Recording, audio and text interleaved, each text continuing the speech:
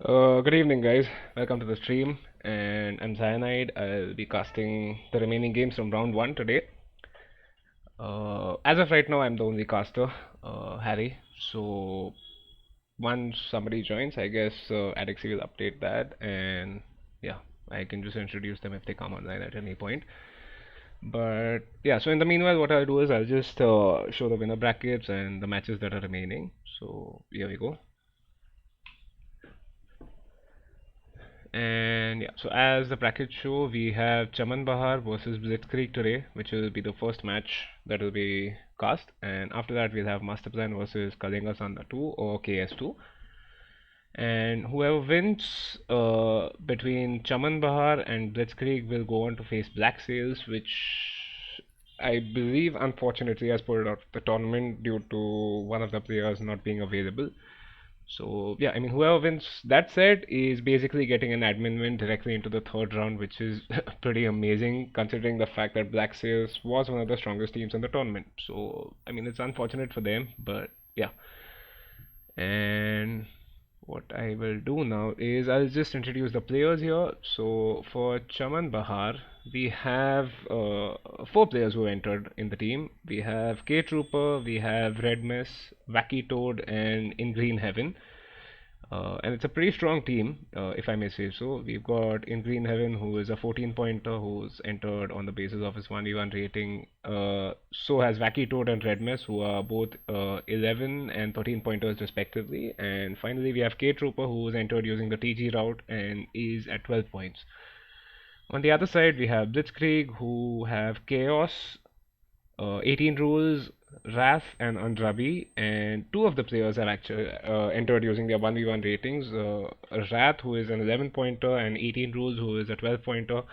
And the other two players, Chaos and Andrabi, have entered using the TG rating, so they are currently at 12 points each. So it should be interesting to see these matchups. I mean, they are pretty similarly matched, although I would give a slight edge to Chaman Bahar since they seem to have better players who've gotten through their 1v1 ratings.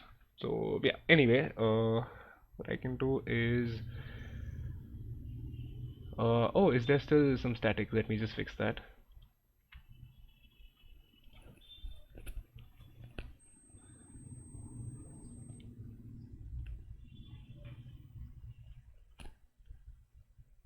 So I believe the static issue should be fixed now.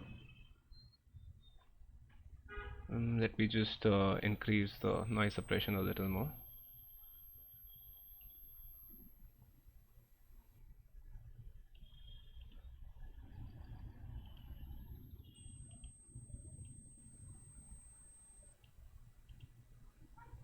Yeah, I believe that should, okay, it's still there. That's unfortunate.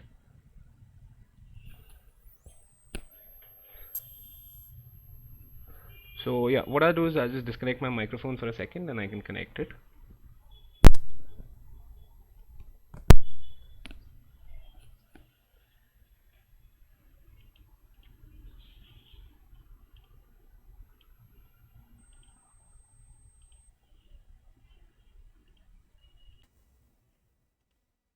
Yeah, I believe this should be enough. It should be fixed now. Yeah, so Harry, the elo for these players ranges anywhere between 1700 something to 800 something. So, the point of this system that we introduced, with the points and everything, was mainly so that we did not have any overpowered teams where you had, like three 17 or 1800 players trampling three kids who are like, 11, 1200s.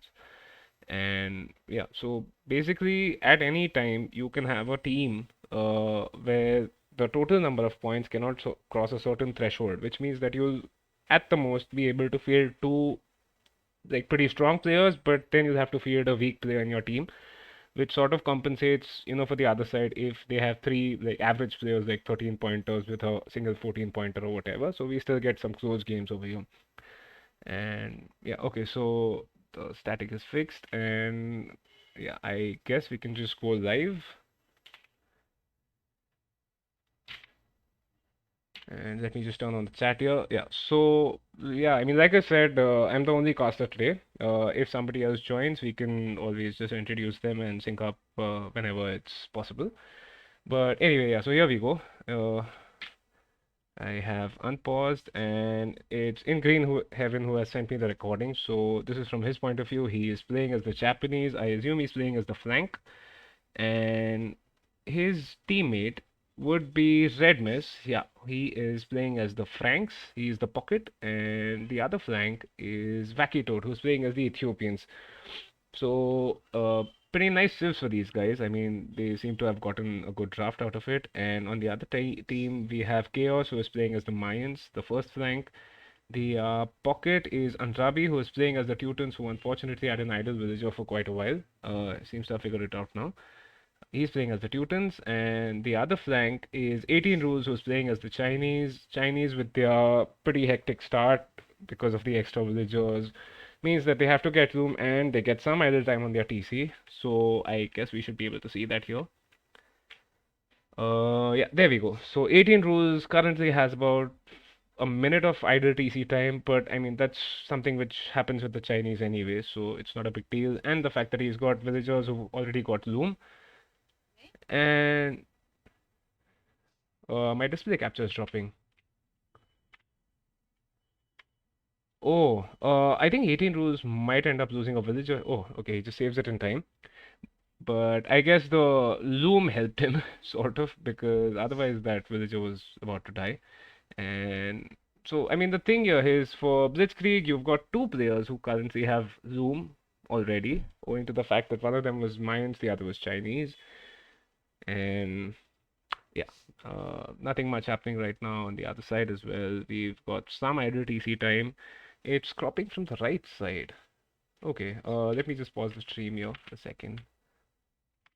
Now this is the issue. I can. Okay. Yeah, so I have noticed that. Let me just. Okay, I believe I'll have to actually restart Capture Age now. If this is the issue, I cannot do anything about it, unfortunately. So yeah, I mean I'll just do that. No worries. I'm so sorry, guys. Just give me a second. I will switch to the other, what do you say, the other screen so that I can just restart Capture Age and we can go from there.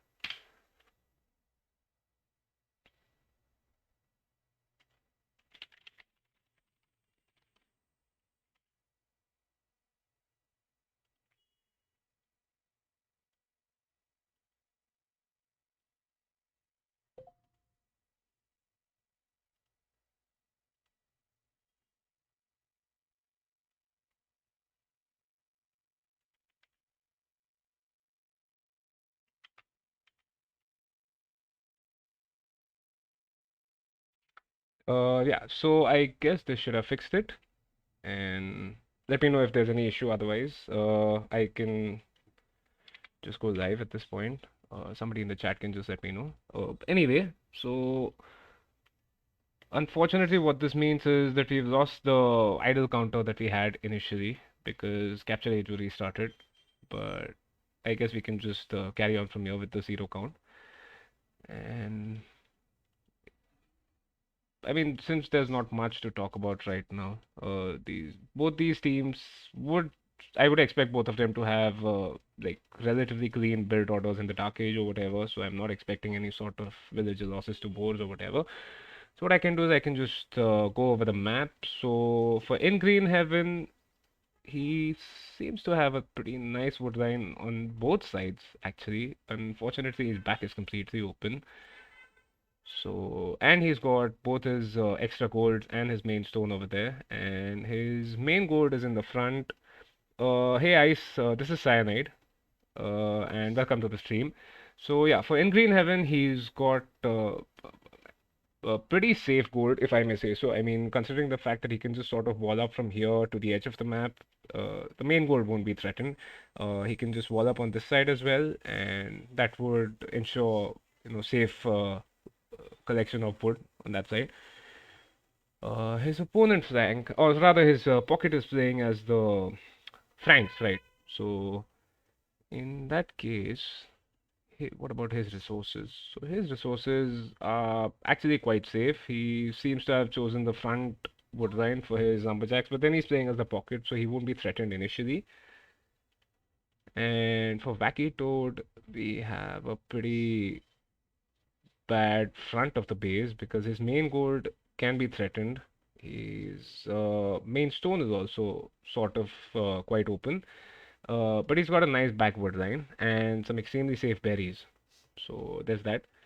On the other side, we have Chaos, who's put in two bows, or rather, no, nice timing, if I may say so, because one of his bows is just finished, and the other one is there. He's got a couple of villagers on sheep. He's got a nice woodline on the front that would sort of make for a nice wall.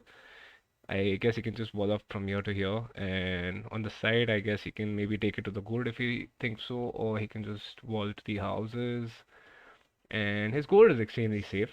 Uh, I wouldn't say the same for his stone, but then I guess maybe he can just sort of extend the walls over here and save his stone if he feels like collecting it. What about their pocket? So Andrabi, who's playing as the Teutons, he's already got farms down, but then he's playing as the Teutons, so they get the cheaper farms. So it's not as big of an impact as, say, maybe for some other civilization. And I assume he's making a second lumber camp here. Yeah, so there we go. And Andrabi's got a nice, I mean, one side of the base, but then the other side is completely open. His main gold and his main stone is completely exposed. He's starting to already wall up. I assume what he's planning to do is maybe wall up from here to this gold. Let me just check his, yeah, so there we go. He's planning on doing exactly that.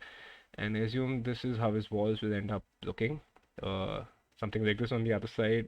And I guess on this side, he can just wall up to the edge of the map if he thinks that's the plan or whatever. And finally, for 18 rules, yeah, again, so he just decides to wall to the edge of the map. Unfortunately, these walls aren't complete, so maybe he shift clicked his villagers or whatever, but they seem to have just skipped these walls over here. Ah, okay, so we finally have a villager going there to complete those walls. And at the back, again, walling to the edge of the map. This side is sort of open, but then, yeah, I mean, he can just wall it off the way he's doing right now. He's got an extremely safe gold and some nice berries over here. Okay, so we have pretty much everybody about to hit the feudal age. We see that Chaos already has. So let's see what he's planning to do here. Okay, so he's basically going for straight archers, I suppose, because I don't see any militia or whatever from him. And the military counts are currently at 1 for all the players. So, what's the age of the highest rated player in the tournament? I believe that would be Ronit or Srini Mama, who are both currently in the region of 17, 1800 in 1v1 rating. And we've got Fur as well, who is playing for Three Man Saw, which is a separate team. I mean, the two players I mentioned earlier, they are both playing on the same team, Srini Mama and Morty or Runit. And we have Fur who's playing for Three Man Saw. So he's the strongest player for their team, obviously, and he's one of the strongest players in the tournament with a ELO rating of somewhere in the region of 17, 1800.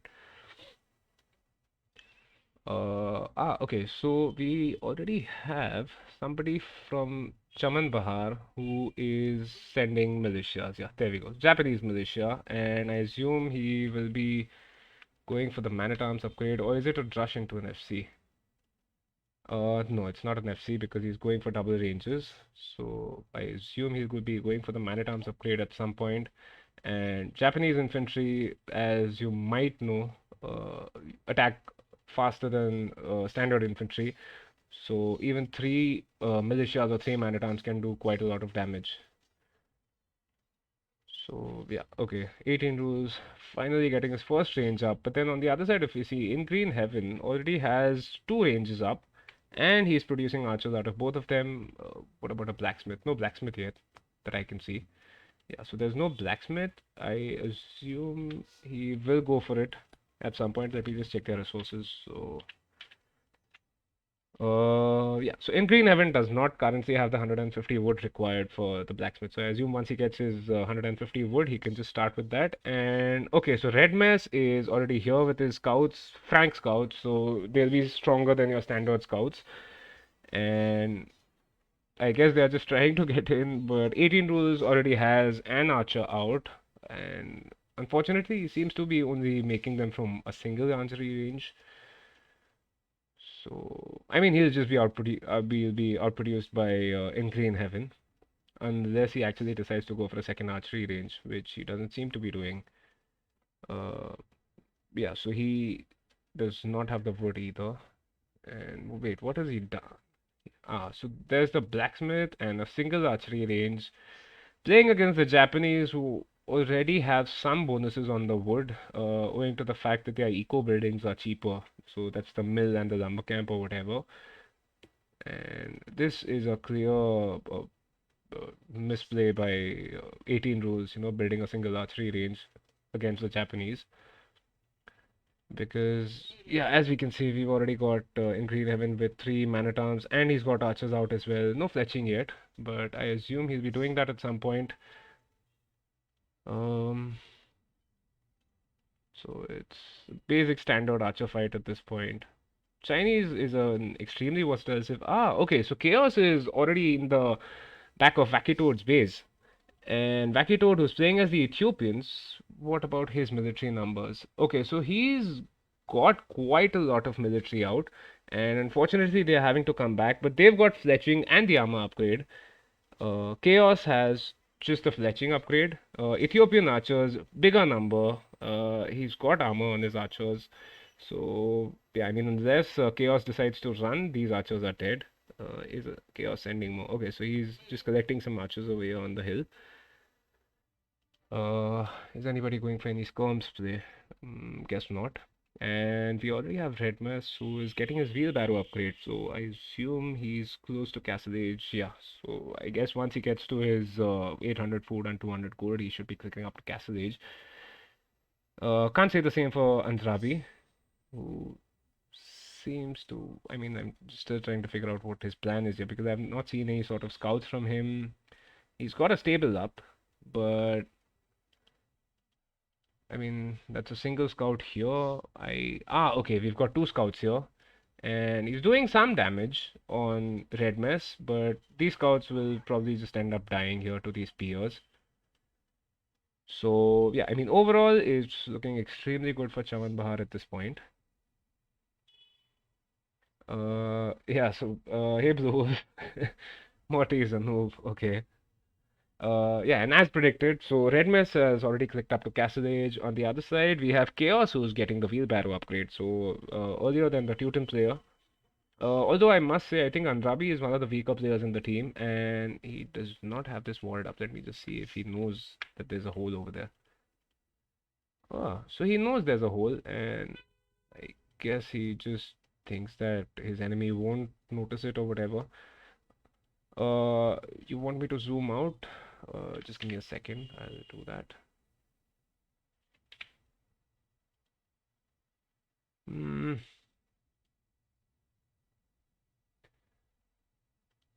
Wait, what the hell?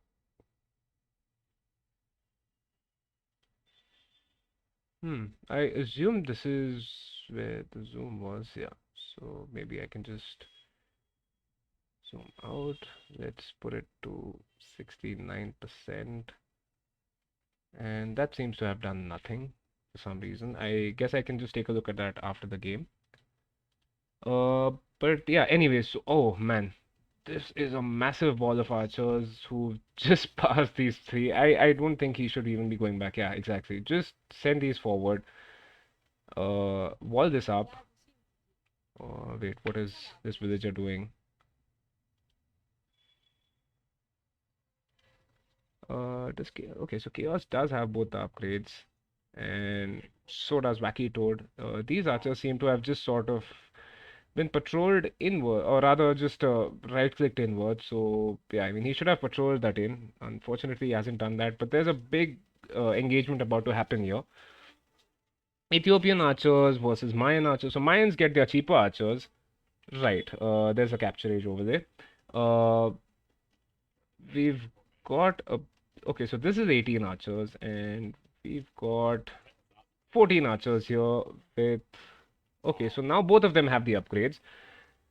And what are these archers doing? So it's just these two archers are being a nuisance over here. I wonder what Wacky Toad is up to. because he seems to have an idle eco over here. These villagers are doing nothing. These farm villagers aren't doing anything. But yeah, so Chaos just helps him out by running his archers into the TC, and unfortunately, Wacky Toad hasn't been able to get in inside Chaos's base. Ah, and now we have Red Mess who sent his scouts inside, and they are doing a lot of damage here. Oh man, that is just unfortunate. That hole over there, and I mean, so we have Chaos trying to plug that hole, but that hole is not getting plugged in, and I think I see two villagers down for Chaos. Okay, so he does manage to figure this out now. But yeah, I mean, as I say that, we now have Wacky Todos moving in with his Ethiopian archers from the front. And man, Chaos is going to have a very rough time over here. He's getting to Castle Age, I suppose, at some point. But yeah, I mean, I just hope that he doesn't end up losing his big ball of archers here. Since he's getting to Castle Age, might as well, just get the crossbow upgrade, and after that, you can engage. Owing to the fact that these are Mayan archers, so they are cheaper compared to your regular archers. Which means that although he can mask them up, it is always better to just keep those alive in the first place. Anything interesting happening here? Okay, so 18 Rose is building a forward archery range, and in Green Heaven is currently in Castle Age. He's building up his archer numbers. He's got 13 crossbows, and we've got Wacky Toad with 28 archers. Not crossbows yet, of course, and Red Mess with rather 10 knights, and yeah, so man, this should be extremely bad for Chaos because he'll end up losing all of his archers here if he's not careful. I mean, he'll still end up losing most of them, I assume, because Red Mess has a shitload of knights here, and although we do see at least one knight from Andrabi over here and more on the way, but yeah, I mean these are just way bigger numbers, and I assume uh okay, so that's 30 seconds until the crossbow upgrade hits, and in that short time, Chaos. Okay, so Chaos does manage to push those archers away, and Andrabi should just pull these knights out, man. Don't lose them. What about the upgrade? So Red Mess has +1 armor knights compared to Andrabi, whose knights get the extra melee armor owing to the fact that they are Teutons, but he's got the first attack upgrade as well, forging.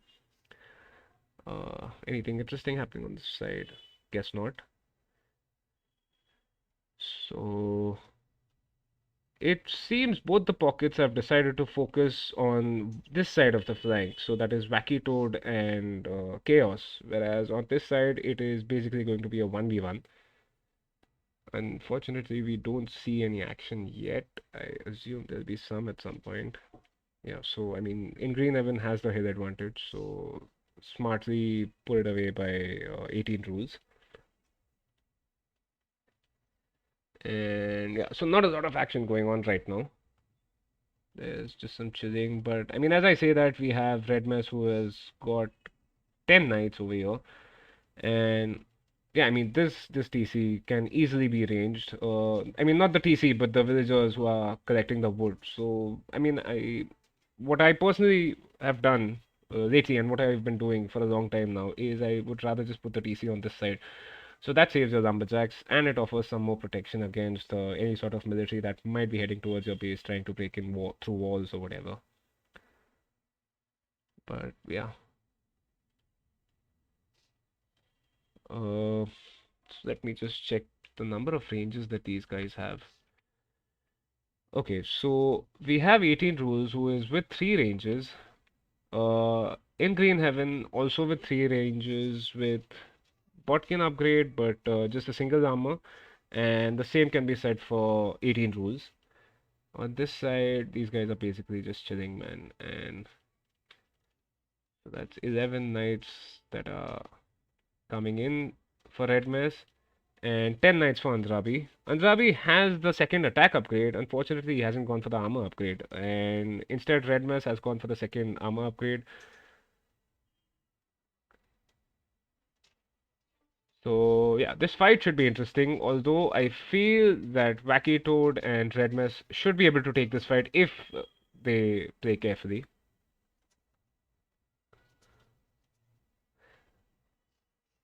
Yeah, exactly. CSK Blue Wolf, one monitor gang, single monitor for me.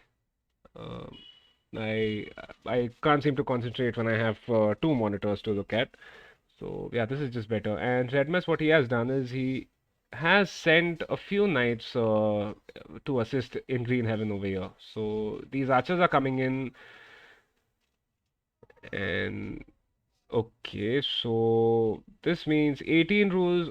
Man, look at the resources that 18 rules currency has. He's floating 1200 wood and 1000 food. Man, this guy can basically just imp right now if he wants to.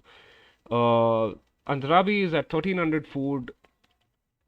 Okay, so we have a siege workshop coming here, but I mean, basically all of them are floating a lot of resources, except I would say Wacky Toad, who is slightly safer in that regard with just 660 food or 700 food now. But yeah, I mean, so there does not seem to be a lot of engagement going on. I assume these guys are basically just booming up to build a massive army and just fight in Imperial Age.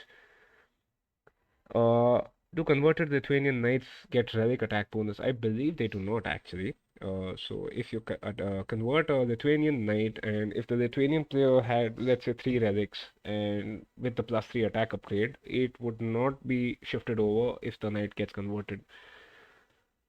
Although that's not something that I've personally checked myself. I believe I've seen it in one of the replays when I was casting an earlier game. Not in this tournament, in a different tournament. So yeah, just passing. And okay, so 18 rules currently has a lot of idle villagers here. And what is he doing? We have a monastery coming up, another range, I guess because he's losing this one. So it just makes sense to get a few more archery ranges up. And in Green Heaven is already moving forward with a siege workshop. I mean, I wish it would have been further ahead, maybe over here. You could actually do it outside the line of sight of 18 rules. Anybody planning for any castles? Okay, so Andrabi could at some point drop a castle within the next minute or so because he's almost got 650 stone. But apart from that, let's just check the TC numbers. Yeah, so Red Mess is currently booming extremely well with 4 TCs. We have 2 TCs for Wacky Toad playing as the Ethiopians and in Green Heaven with 3 TCs. On the other side, uh, yeah. So we have Chaos with 2 TCs. So that there's shit sort of thing going on here. Some issues with the communications, I suppose. But yeah, I mean this downhill fight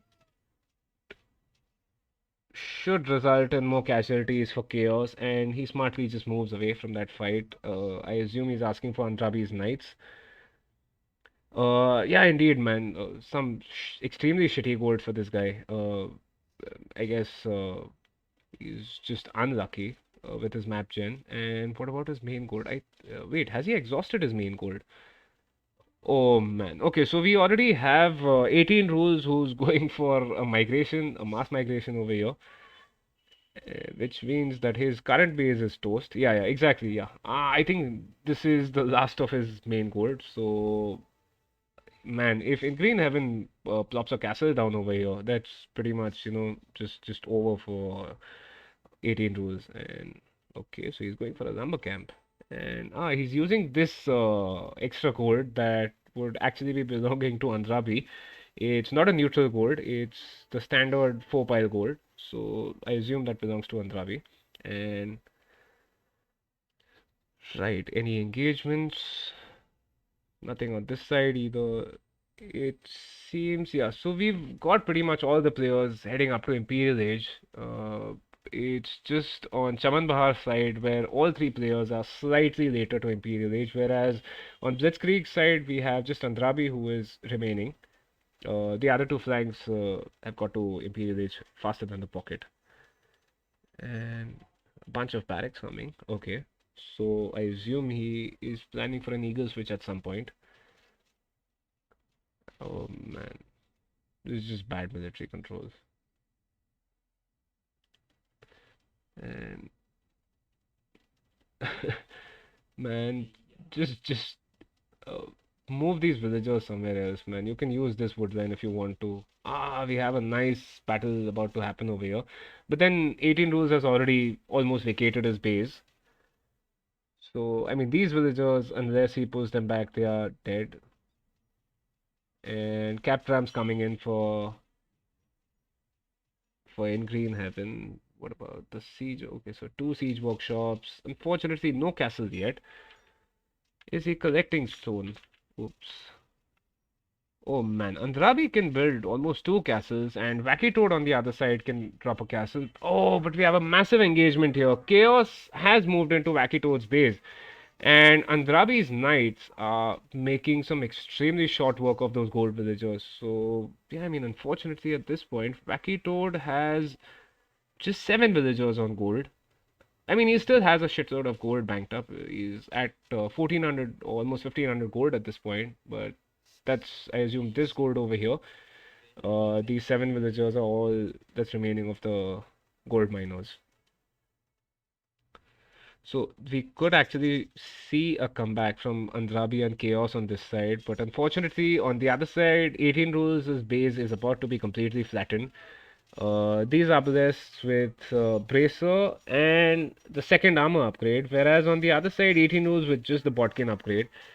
So even though these are obelisks, Chinese obelisks, they do not have all the upgrades from the blacksmith yet. And yeah, I assume they'll go down at some point. And there we go. So that's 18 rules. His army completely dead. Zero military units on the field for him. His TC is going down. And Andrabi, I believe, is now heading towards in Green Heaven because, I mean, that's the only option left, I suppose. Or are they going to the pocket? In fact, Chaos on this side has been holding pretty well. Okay, so no eagles yet. It's just pikes that he's making. Mayans, of course, get the halberdier upgrade, so he can add halbs at some point if the number of cavaliers or paladins or whatever gets too much to handle. Yeah, so we've got red mess with cavaliers at this point. Upgrades are there, but yeah, I guess so. Yeah, as I was saying, these guys are moving into in Green Heaven's base, and let's see what sort of damage they are about to do. Because in Green Heaven is just moving forward. I guess he's just asked for his pocket's help to make sure that his base is safe, and he would rather just, cause whatever damage he can towards 18 rules base, and then maybe move on to Andrabi. But yeah, we are about to see in Green Heavens TC go down as well. I mean, there's so much going on that, I don't know where to look. I mean, we've got some massive military over here moving in.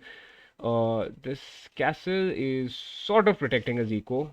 Maybe his lumberjacks, I suppose. But yeah. What about the upgrades for these guys? So Chaos has the +2 armor upgrade and bracer, and on the other side, Wacky Toad with Ethiopian obelisks with more upgrades. So I assume, yeah, so Wacky Toad should win this fight. What's going on here? Ah, okay, so Andrabi just decides to bail on this attack, and in Green Heavens, TC stays alive. Uh, Andrabi has managed to save a few cavaliers, which I believe will unfortunately go down, even though they are Teuton cavaliers, so they get the extra melee armor. But yeah. And in Green Heaven is now moving towards this.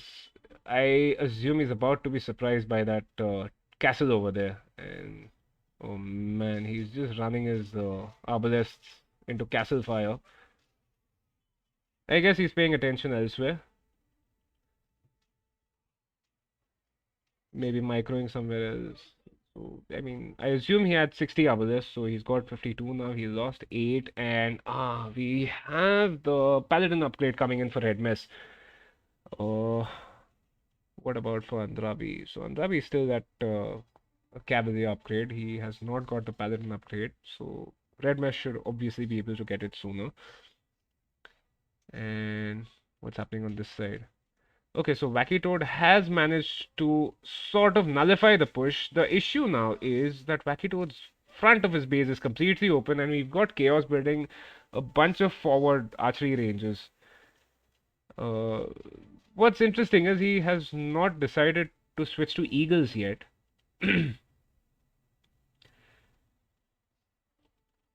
I mean, these are still some pretty massive numbers here for Wacky Toad, so he can sort of defend against this. But yeah, okay, so 18 rules has basically switched to just trash on his side because his base is completely gone, and we have some tributes coming in, which is allowed, of course, since all the players are in Imperial Age at this point. Let's just see who transferred to whom.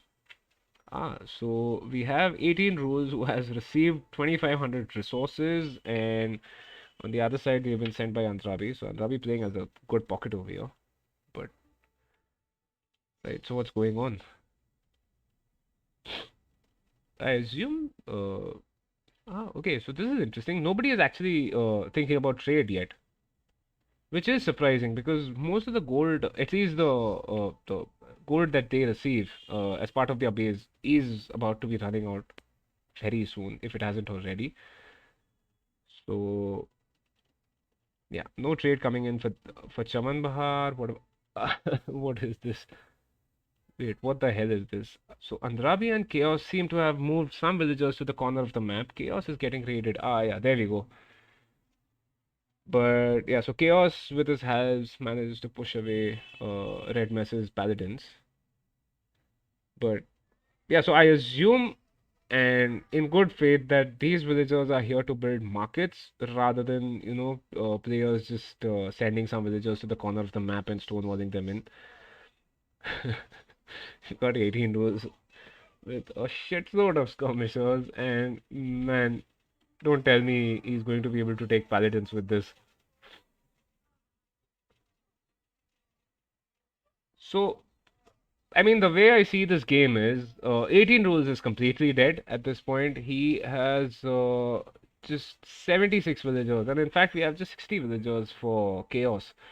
Whereas on the other side, we've got all the players for Chaman Bahar with at least, or at least close to 100 villagers. Two of them have crossed 100. And yeah, so this is basically end of 18 rules is secret base or whatever. Yes, exactly, Teuton Scouts. And we have a ram attacking the farm over here. I assume he's going for the TC now. Uh, so Chaos has pretty much switched to halberdiers at this point. He's got 26 halberdiers and 25 arbalests. 18 rules has not much of any military, and yeah, I mean, I guess this should be the GG at this point. Let's see how much more they decide. Okay, so there is a market and some gold mining camp over here. Unfortunately, I think Andrabi is too busy getting ravaged by uh, this military from Red Mess, so he seems to have just forgotten about building his markets. And on the other side, yeah, so we now have Wacky Toad who's moving forward with his Ethiopian Arbalest fully upgraded and Treb. So this castle is going down. What does he have in this castle? He's just got halbs. I wonder why. Yeah, of course. I mean, this is pretty much close to GG at this point. We've got 18 rules with just 26 villagers and 13 military. So Andrabi is the only one who's, I mean, he's got 144 villagers, but then hardly any military, and whatever villagers he has are all going down. So yeah, there we go. So Chaos calls the GG. We've got everybody else calling the GG as well. So well played, guys. That's a 1-0 for Chaman Bahar. Let me just update the score here. And what I'll do is just go over to the stats. Let me update the score over there as well.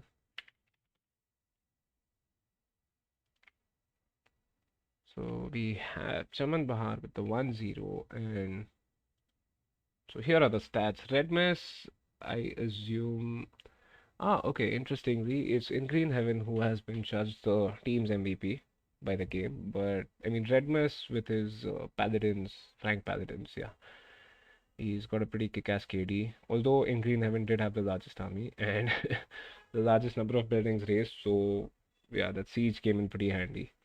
And looking at the economy, Andrabi getting the highest amount of stone collected, although I don't believe he got enough castles up. Let me just check.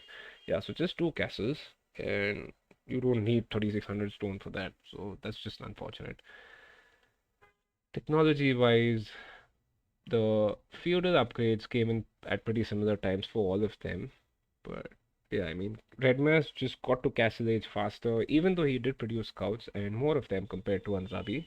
And yeah, I mean, I believe that is where the game sort of just switched.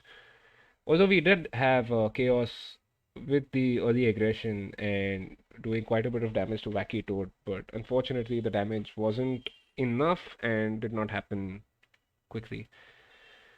Society wise, yeah, I mean, there we go. So for Blitzkrieg, only one player crossing 100 villagers, whereas on the other side, two players easily crossed 100 vills, and in Green Heaven with 98 over here.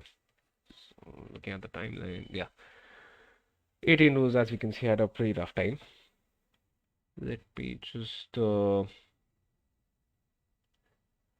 over and load the second replay.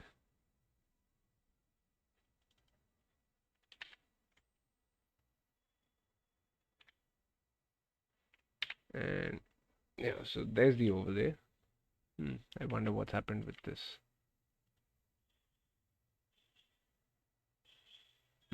Weird, just give me a second.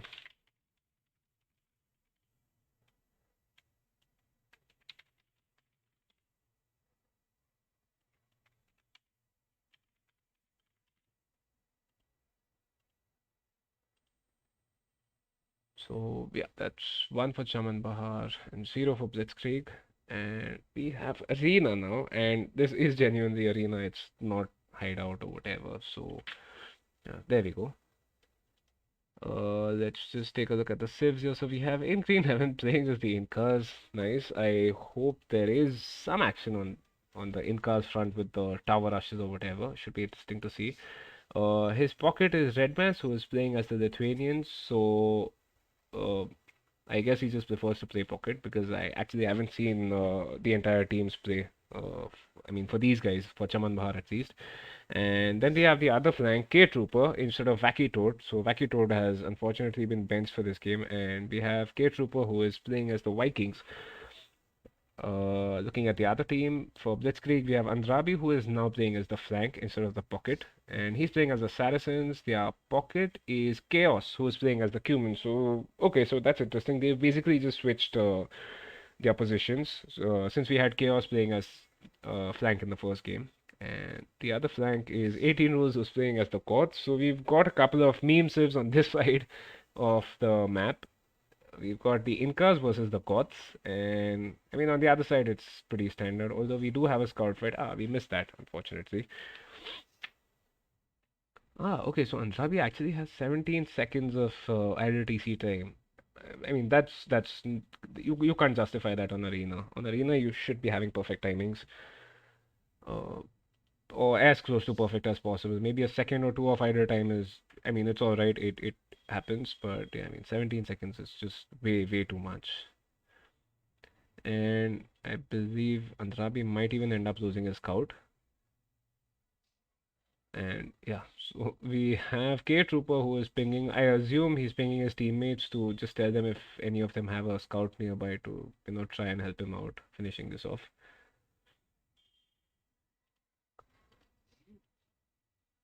Uh, Seems to be a standard build, four on board, so no towers, I suppose.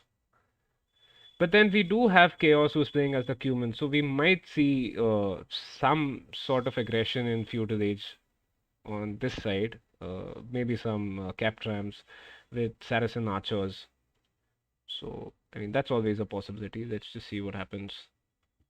Oh man, even Chaos seems to have had 12 seconds of idle TC time. And I assume he's got some idle villagers somewhere. Hmm.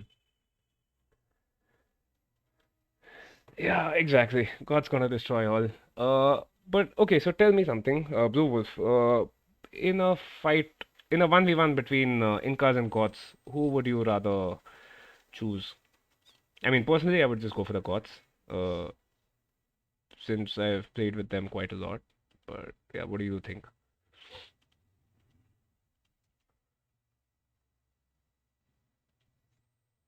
Mm,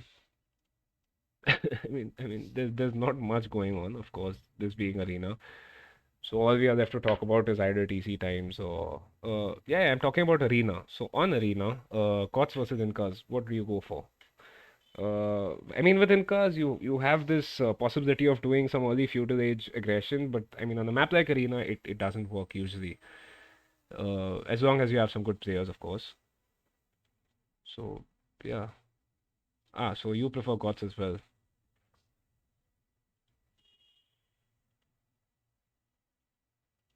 Hmm. Okay, so here's the thing. I've been noticing this, and I keep bringing this up repeatedly, but there is no way you should have, I mean, like close to 20 seconds of idle time on your TC and close to 30 seconds over here. That's just way too much. On the other side, we have K Trooper who's got some idle time on this TC, 13 seconds, but if nothing else, on Arena, you should be able to get a perfect uptime, whether it is Feudal Age or Castle Age. So, yeah,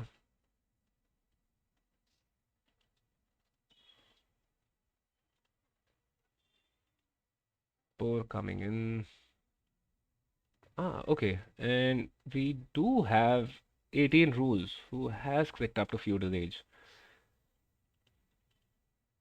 with 20 villagers. Okay. And okay. So has chaos. So chaos. Yeah, he's playing as a human. So I wait. Is he sending these villagers forward? This one is a mistake.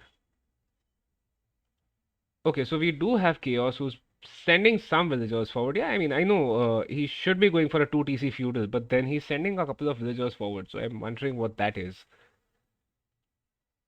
Let me just switch to his perspective. Maybe I can see if he's placed any sort of a building foundation. Okay, he has not.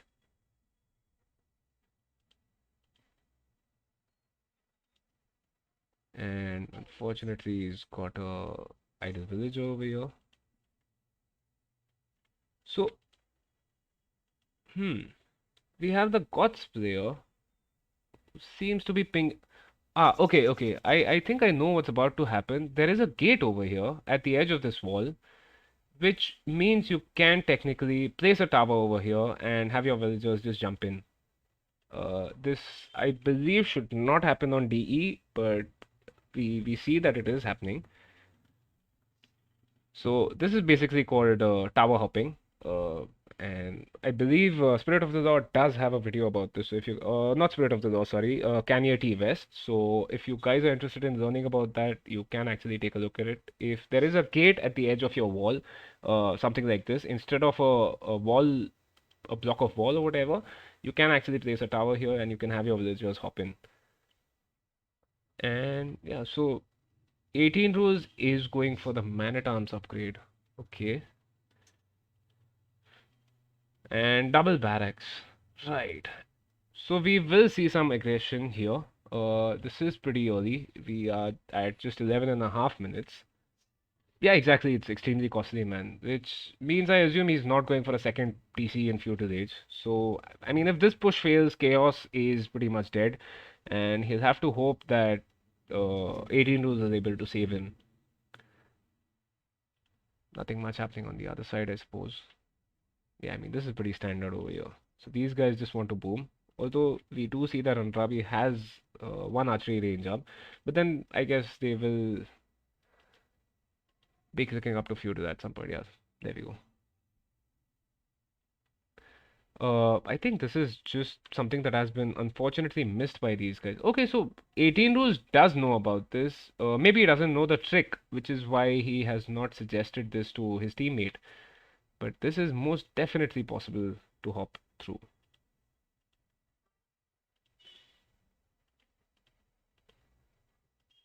But then luckily for N3 in Heaven, he does have some villagers close by on this gold. So even if he sees a tower foundation or whatever coming up, he can just sort of wall up his gold over here and to the edge of the wall here. Hmm. Okay, so we have two rams coming in. So that's two rams, some man at arms from 18 rules, and should be interesting to see. Has this been spotted? Let me just take a look here. Okay, so in Green Heaven does know about the siege workshop over here. So yeah, I mean, I guess he's just waiting for the rams to come out to try and see, where he can sort of wall up behind his wall that will be threatened. And he's also going for the double barracks. And he's going for eagles. Okay. Yeah. So in Green Heaven, in Castle Age now.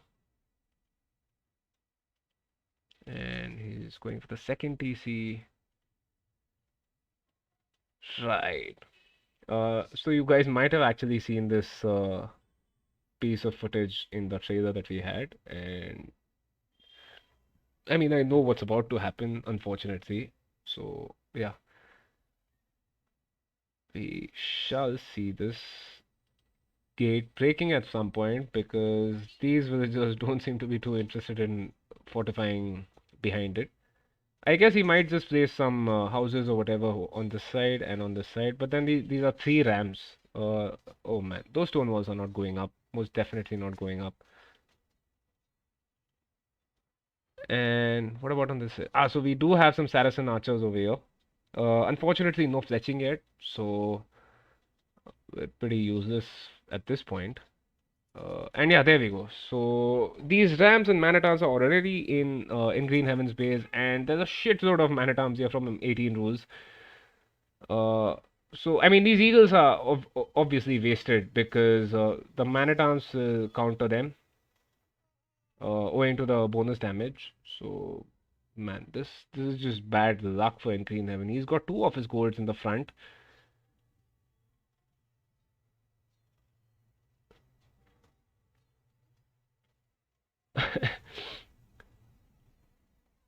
So we see some micro from 18 rules over here. But yeah, I mean, unfortunately,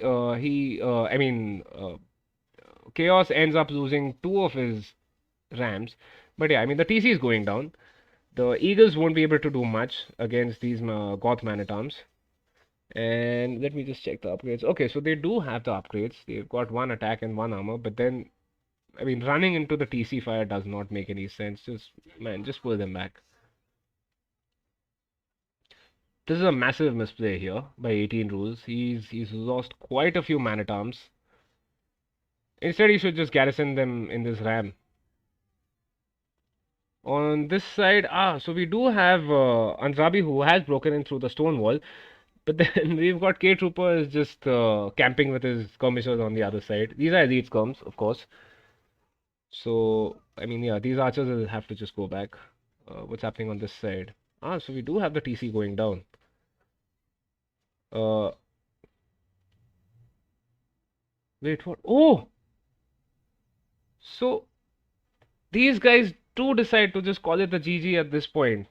Man, oh man. I think it was just so unexpected for these guys that I mean the sort of strategies that they might have prepared would have been thrown out of the window, especially with these civs. So maybe they just decided to resign for that reason. And what was the pocket doing? Man, I believe Red Mass could have saved in Green Heaven. I mean, he had the knights, so the knights would have easily taken the man-at-arms and whatever siege that might be coming in. But yeah, so that is a quick GG, in fact. Right, let me just update the score here. So that's 1-1 Chaman Bahar versus Blitzkrieg.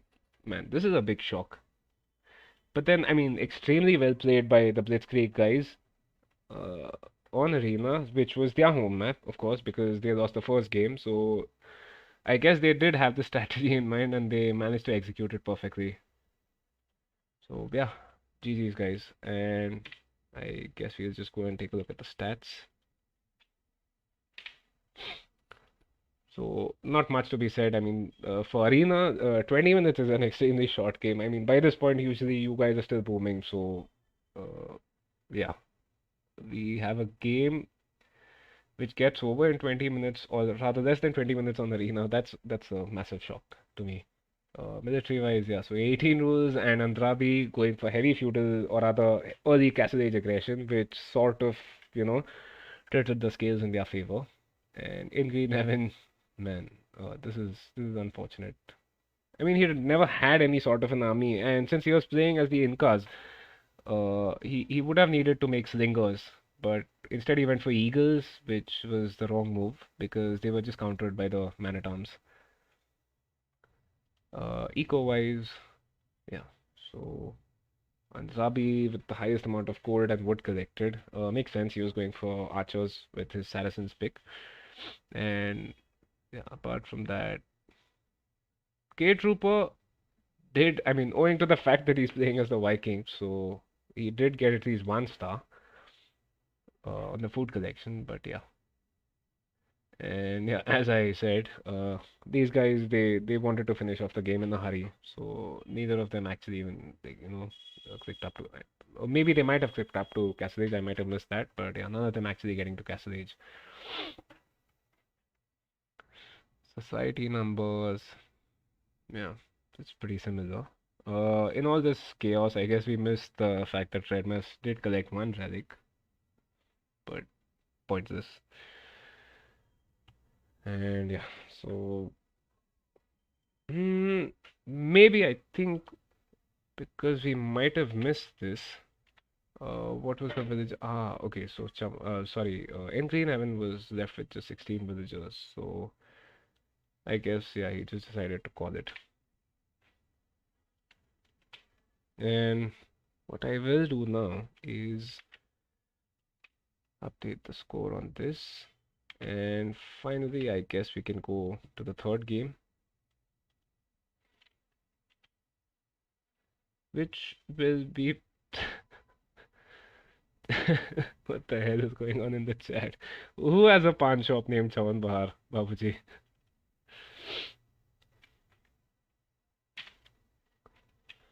Okay, so right, this is Nomad, and okay, I guess you guys can just shoot the shit in the chat. I will get to casting the game. So,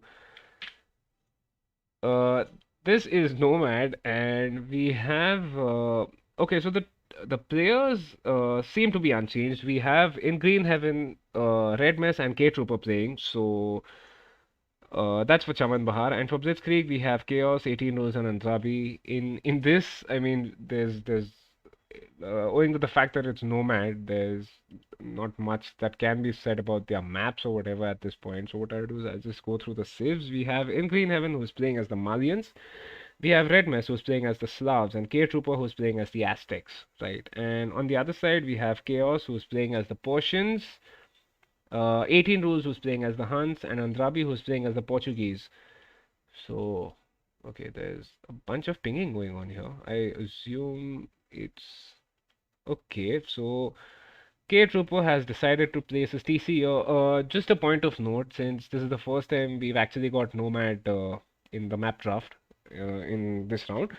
So, there's supposed to be a 5-minute treaty during which none of the players can engage into any sort of fights. And there's this other thing where you cannot do any sort of shenanigans by walling in your enemy's TC so that villagers can't come out. So, I mean, all that does is it ensures that each player basically manages to build a TC, and you can still douche. So, Chaos playing as the Persians could technically build a TC in range of his enemies and just douche the enemy. But yeah, I mean, I guess he has not decided to do that. Has he found in Green Heaven? Okay, so he hasn't. I mean, it's Nomad, so the start will be extremely chaotic. Once these guys have some sort of a base formed, we can. Okay, there seems to have been some issue, I assume, and Dreadmus is saying that they can't restart. I believe there was some issue with the resource or whatever. So if any of the players from the teams are in the chat, they can just let me know what the issue was. But yeah, so I think Chaos has now found. Okay, so he still hasn't found it, and he's pinging for some reason. So I wonder what that could be. By the way, the zooming out has happened. So I believe I was asked about that in the chat earlier, and yeah, so. I mean, Chaos losing a sheep out of his sight should alert him to the fact that there is some enemy unit or building or whatever over there. So maybe he just decides to have a look at some point. Let's see. Meanwhile, let's just go through the bases. I mean, since I guess all of them have a TC up now, uh, except for 18 rules, right? So what the hell is 18 rules doing?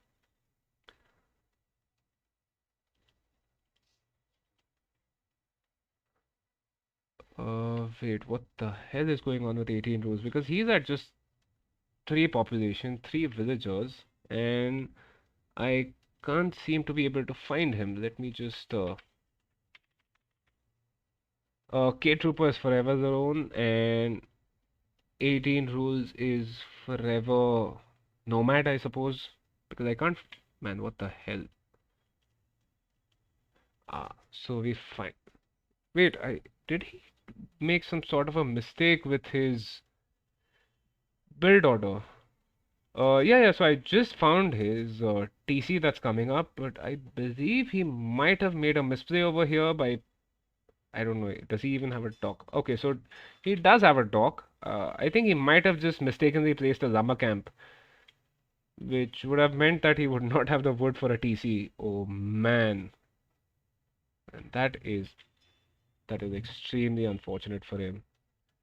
It's basically a Titanic. I mean, considering the fact that all the players for Chaman Bahar are basically at 13 or 14 villagers, we have Blitzkrieg with 12 and 13 villagers for two players and three villagers for one guy. Yeah, makes sense. That could possibly be a reason why he needed to, ask for a restart.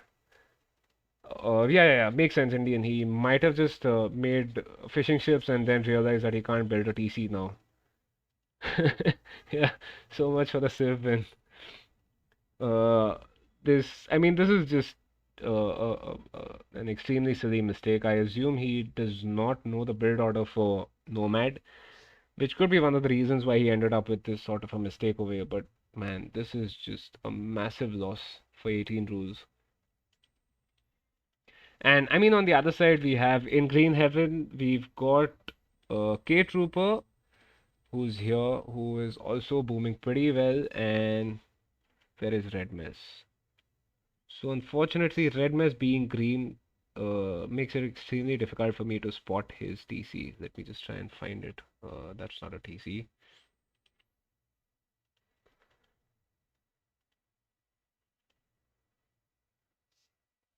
Oh man, I, my eyesight needs some work, I suppose, because I am unable to find Red Mess's. Let me just change it from here and there we go.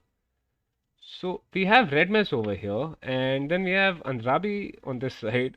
So these two are also extremely close. Yeah, I just found it. Thanks, Adixie.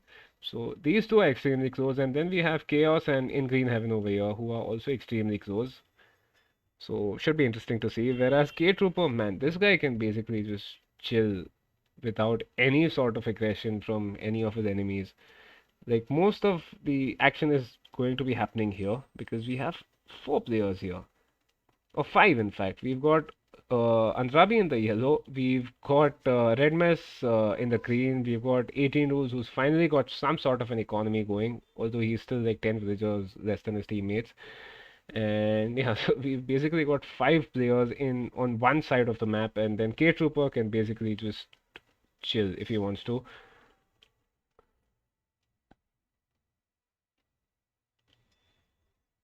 And we see some villager fighting going on over here. Red Mess. And Red Mess is trying to save that villager by quick falling. I wonder if that's gonna work. Oh man. So, I mean, being Nomad, this is sort of expected. Unfortunately, his quick walls don't seem to be working. So, I mean, that villager is extremely weak now, anyways. And yeah, she'll go down for sure.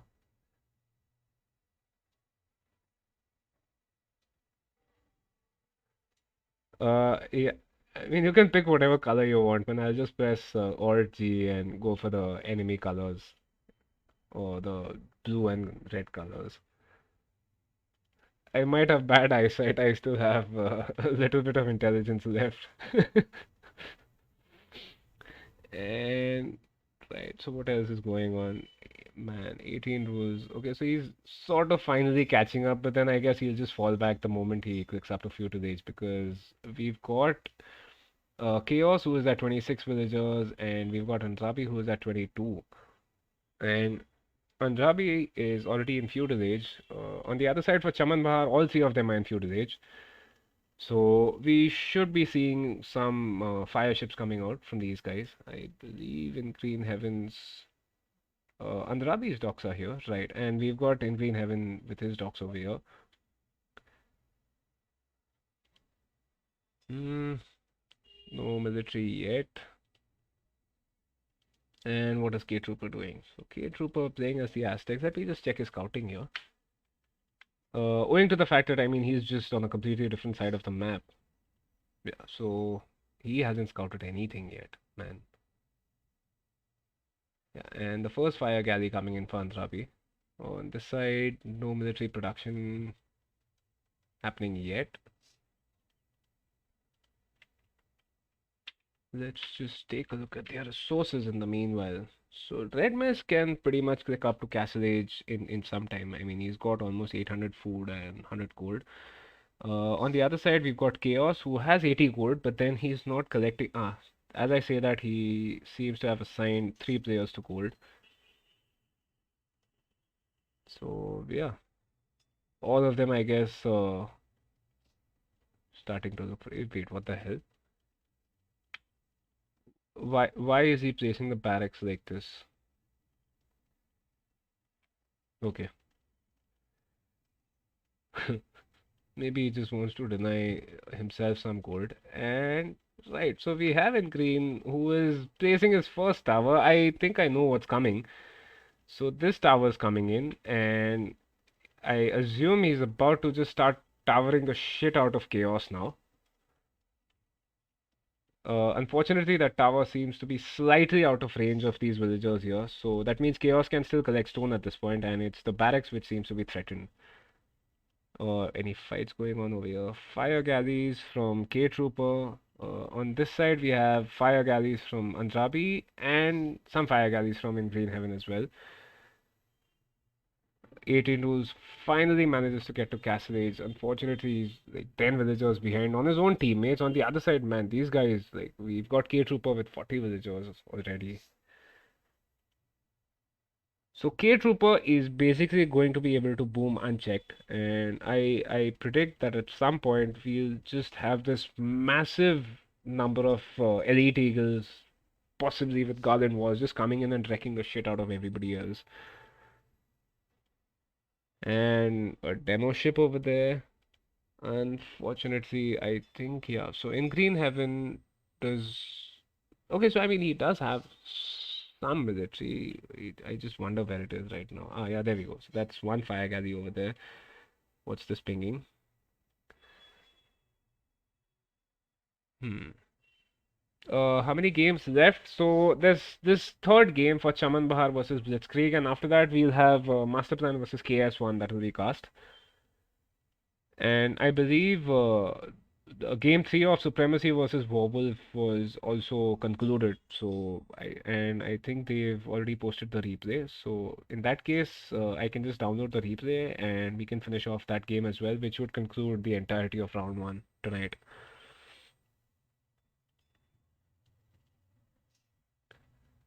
Okay, so Chaos has clicked up to Castle Age. He's the only one who has clicked up. On the other side, we've got Red Mess who is already in Castle Age. And what is he doing? So he's got this outpost over here. I assume it's just to make sure that there's no sort of aggression coming in from this side. And Man, these walls are extremely funny, but yeah, I mean, apart from that, not a lot of action going on. Villager-wise, we see that Chaman Bahar has a clear lead with like 27 more villagers and more military as well. And yeah, so now we have, I assume that is in Green Heaven, who has clicked up to Castle Age. Or is that K-Trooper? I believe that's K-Trooper actually. My bad. Yeah, there we go. So that's K-Trooper who has clicked up to Castle Age and he's building a bunch of barracks. So yeah, I mean, as I predicted, we are about to see some eagles coming from K-Trooper. And on this side, 18 Rules has made a scout which will die to TC fire. Or does he manage to save it? Oh, lucky.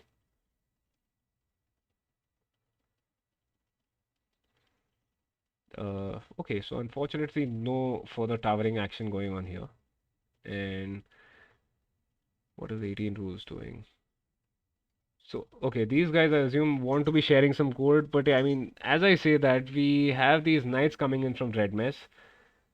You should be more careful rather than running them into the TC. Just try and find some straggler villagers and see whatever damage you can do. Hmm. So I assume these fire ships have been put on patrol at this point, and okay, so it's just a waypoint, and I guess he just wants to get some scouting done around the coast. Yeah,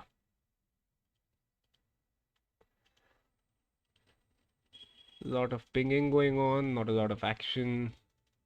Ah, okay, and we have Red Mess who is dropping a castle over here, and he has walled this up. So I mean, Andrabi can basically just okay. So Andrabi cannot delete his houses and get in because there is this wall, and these houses are actually red messes, not Andrabi's. So, I mean, this castle will go up. Single team on water? Not exactly. I mean, we've got some fishing action, or at least I did see some fishing action. Okay, I guess Chaman Bahar might have taken control over the water entirely. I'll just check that uh, in some time. Let me just see, what's happening on this side because we did see the castle coming up. So, I mean, Andrabi can of course see that he's about to be castle dropped. Yeah, and unfortunately, he can't do anything about that because he does not have the stone. And the fact that he's still in feudal age. So, man, this is pretty much over. I mean, Andrabi could technically never get to Castle Age. If that TC goes down, I don't know why Redmus is not just garrisoning his castle at this point. Just put all your villagers inside the castle, finish off the TC so that we can never get to Castle Age. On this side, okay, so we do have some military from Andrabi, but as I say that, it just dies. And there's one dock over here as well. Yeah, but I mean, unfortunately, they don't have the military numbers to take on the water. And now we have in Green Heaven who's also building a castle over here. And yeah, I mean that those spears they won't be able to do anything against Castle Age Knights. What about the upgrades? So no upgrades yet, but I mean, and now we have this. So I mean, of course, these castles can't range each other, but so Chaos is building a castle here. I don't know what it protects.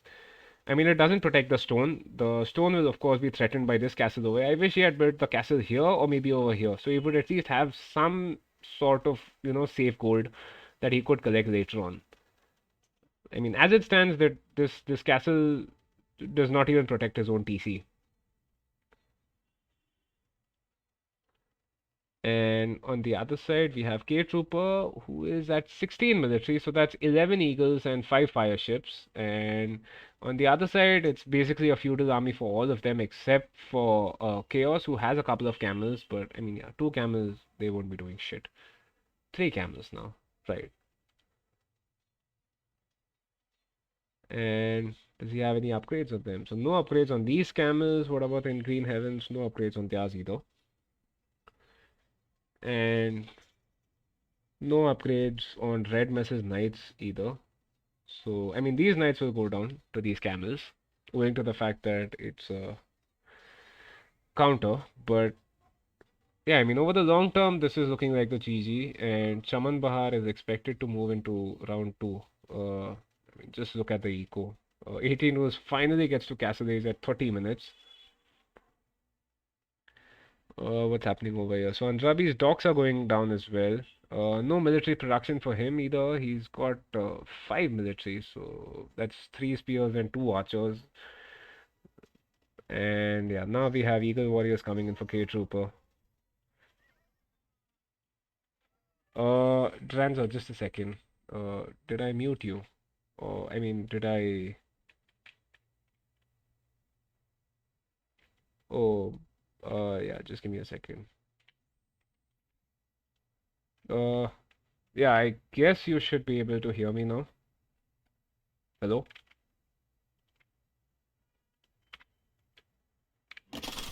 Yeah, I'm here. I Hey believe. man. Yeah, hey, yeah, I feel bad for you. You had to cast alone today. But yeah, I'm here now. I'll save you. Cool man. Uh, in fact, we'll be able to cast Master Plan games together, I suppose. Oh yeah, that'll be awesome. We Yeah, should yeah. definitely call Babaji in here too. Wait, is he different on Discord now? No, I'm here. What? Uh, I assume you guys should be able to hear him now. Game sound is too low. Let me Lexi, just. come on, you need my sound over game sound. You know it. Game's over anyway. Yeah, let me just bump it up slightly. 10% should do it. Yeah, I mean, I have to watch the game from the stream Yeah, anyway yeah, right now exactly. No because worries. yeah, But you have the it's Rex for fine. the final Yeah, games, I right? do. Yeah, yeah. So we can just cast that together. And anyway, let me just turn off the fog of war again. Oh, he said too loud, not low. Okay. Game sound too loud now. Okay, man.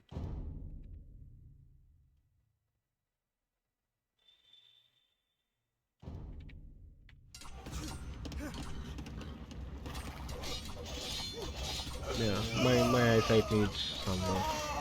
But I mean, yeah. So this is Andrabi who is okay. So he did manage to get to Castle Age. Unfortunately, he's left with just seven villagers now. I wonder why they're not calling a GG at this point. I mean, Andrabi is completely dead. We've got Chaos with 61 villagers and no military, and we've got 18 rules who, due to his massive mistake in, when the game started, so he still has 36 villagers, and he's just building a second. I assume that's a second TC. Let me just check. I Uh, believe it's Chaman Bahar's map. Sorry. Yeah, yeah. This is Chaman Bahar's home map. Okay, Yeah, yeah. so that is a doubt TC, and yeah, I guess this should be GG at this point because Chaos is the only one who is sort of surviving, but then his castle is getting tripped down. And the fact that Red Mess has started to make boyars now. Estou And pronto. yeah, Andrabi with seven villagers is pretty much dead now. Six villagers now. Should be five, four at some point. And I mean, he does not have fishing ships at this point, so I am interested in seeing where his five villagers are. And yeah, there we go. So they just call the GG at this point. This seems like a game I have not wanted to miss, but I missed because I don't think we have had any nomad action yet. No, no, not. I mean, not in Yeah, the first round at all. This is the first yeah, Nomad game that we've had. There might have been Nomad in the map draft, but unfortunately, we didn't actually get to see any of these games. Although we do exactly. have Master Plan versus KS one, KS2 yet to be cast, so maybe we'll get to see some Nomad action in that set. Uh, Yeah, I believe in master plans to not pick nomad though. They man, do love water. yeah. I mean, one player loves water, not Master Plan as a whole, or at least two players love water. Uh, Babuji, I Right? would not count him as I mean, he's had to leave the team for the duration of the tournament, right? So he's Yeah, one of he's the been players. kicked out basically. Yeah. So it's just Indian at this point who has done a PhD in water units. Yeah.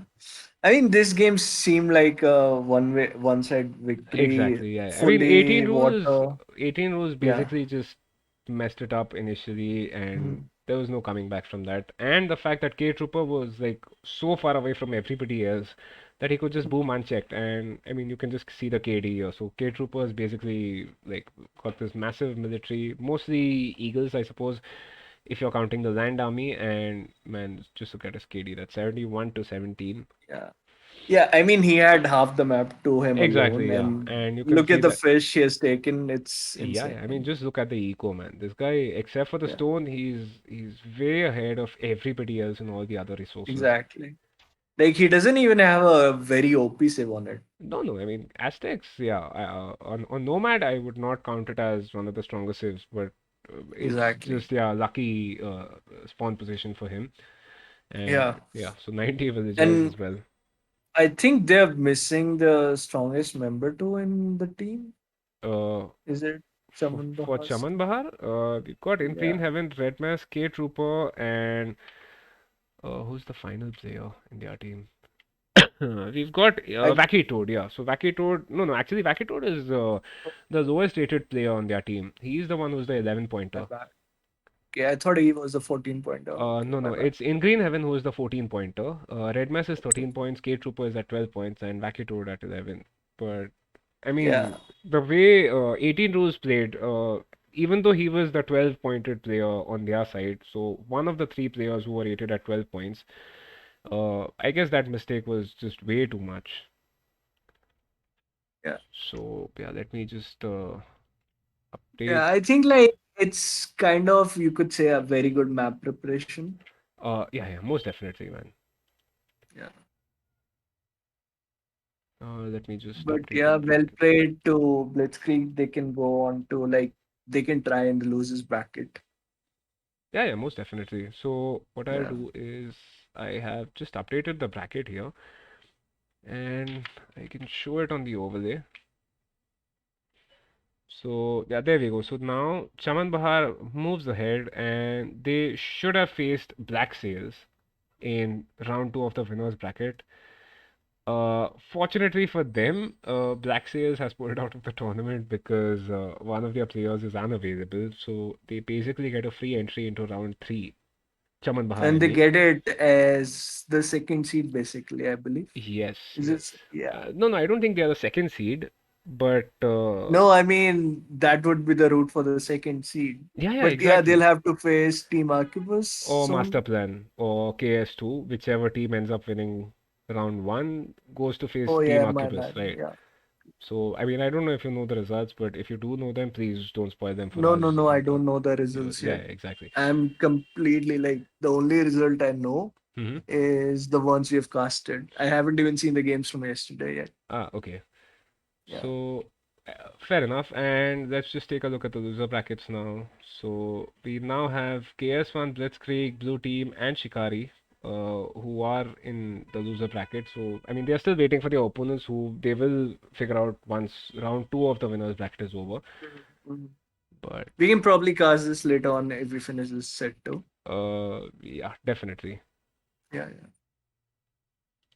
All right. So, I mean, So that's a short duration for Chaman Bahar to get the 2-0 on the scoreboard before I now have to change it to the new teams, which is Master Plan versus KS2. yeah, all right, it's time for the master plan. I mean, Yes. I would be disappointed if there's nothing like nothing cheesy going on.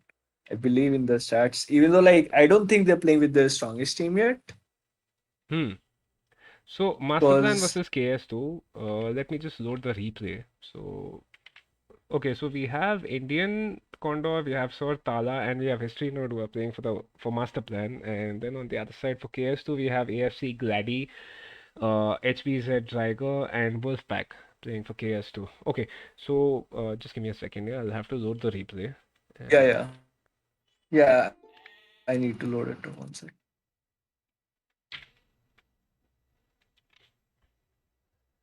and I need to update the overlay over here. So let me just reset this.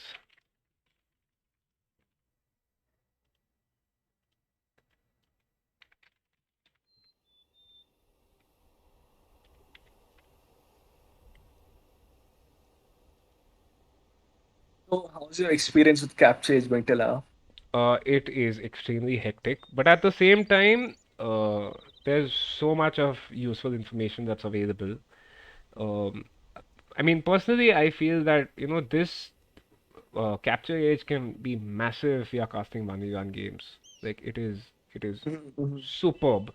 It's just that when you're casting a 3v3 game, there's already so much going on, right? I mean, you have to look at six possible places where there could be action instead of just two if it's a 1v1. Exactly. And I then on top mean, of that, the info on the screen, there's so much, I yeah. believe. So, Yeah. so I mean, like I said, I'm still just getting comfortable. Hopefully, by round Mhm. two, I should be, pretty like sort of used to the whole thing. So anyway, I guess we can go live. I am at 1 second. Yeah. Okay. So on master plan side, Wait. Indian. Did you unpause? No, I have not unpaused yet. Okay, so I'm I am at just 1 second. yeah. Yeah. So we can Okay. just go live in three, two, one. Let's go. Okay, so I will just introduce Master Plan. Since you seem to have actually switched sides and partnered with some other players, so yeah, I get the honor of introducing Master Plan. But it's Britons with the master plan and Babuji is not Yes, playing. I'm so sad. unfortunately, the one time when Master Plan gets Yeah. to play with Britons, Babuji is ineligible to play altogether. So we have Indian playing as the flank, I assume, with Britons, and my bad. This is okay. So on this side we have the pocket, who is Sir Tala playing as the Franks, and the other flank is History Nerd or Viber Wire on the Discord server. You guys might know him. He's playing as the Mayans, right? And okay, They so on the have others, sorry, STSs for this map man, basically. Franks. Indian Yeah. is yeah, he's a bloody pro at picking or doing safe drafts rather. So Yeah. yeah, can you just go over the other side? Yeah. So on the other side, I think we have HBZ Drigger, who's playing as the pocket, and he's playing. Is No, no, he playing? No. he's the flank, like yellow. Oh wait, yeah, never mind. Sorry, my bad. Yellow is always a pocket for me usually. So yeah, he's the flank as Vikings, which is pretty good. I believe he's against Indian. I think Yeah, so he's yes. against the Britain's player. Yeah, that will be difficult for him unless he chooses to go Manitowns. But then again, Uh, Manitowns versus early Britons, yeah, kind of difficult. On the other flank, we have Saracens, AFC Glady. yeah, And yeah, that's pretty good too. And on the pocket, we have Magias. Yeah, those are pretty good sieves. Those are 8-year sieves. Yes, they don't have the same eco bonuses and everything. Like Vikings, sure. yeah, But Saracens and Magias are basically two sieves that have no eco bonuses. yeah, exactly. But So I mean, they get yeah, military bonuses, right? So exactly. it's not all bad for them, Yeah. I but mean, as long as they know how to use the army, they're gonna end up on top. yeah. Okay, so Indian was pointing out in the chat about how beautiful Sir Tala's map was. Let's Mhm. take a look at that. I assume that was sarcasm because I mean this is shit. He's got a shitty stone that's almost outside his base. There is a second stone Yeah. which is inside his base, and this gold can easily be ranged if he builds a wall here. So unless he goes for some extremely large walls, I mean he's still got this main gold that is safe at the back, but then Yeah. walling that up is going to be a bloody chore. I think Greater? they can actually go for team wall on Indian side. Like it's gonna be long, but I think like that's the only way he can protect his base. And but the thing is like they're very far. All of them are very far. Yeah, exactly. In fact, the flanks are closer to each other than they are to their pockets. Yeah, I'm looking at the Indian. He got a will kill already. You're kidding me, right? Uh, I don't think so, not yet at least. No. Oh, He already has oh, killed a he will does. from Trigger. Yeah, from Trigger. Yeah. So I guess we just. Also, Trigger Scout is basically like he let Indian Scouts get away with it too. Ah, So okay. yeah, also Tala's gonna walk into TC of the frag. Oh, he's just sitting. Yeah. Okay. So Trigger, I This think is he's. fun. But you know what happens, right? Usually when you have this sort of stuff where the scout comes into TC range and you try and garrison your villagers, sometimes you actually Exactly. end up losing a villager, your own villager, in trying to kill the scout. Exactly. That But happens a lot, but like I gotta give credit to Indian for being proactive. He saw it and he took the opportunity. yeah, yeah, most definitely. Yeah. Also, I'm looking at Popo's base and he's walling already. He's the pocket. I do not agree with Okay, this. so Tala does end up losing his scout.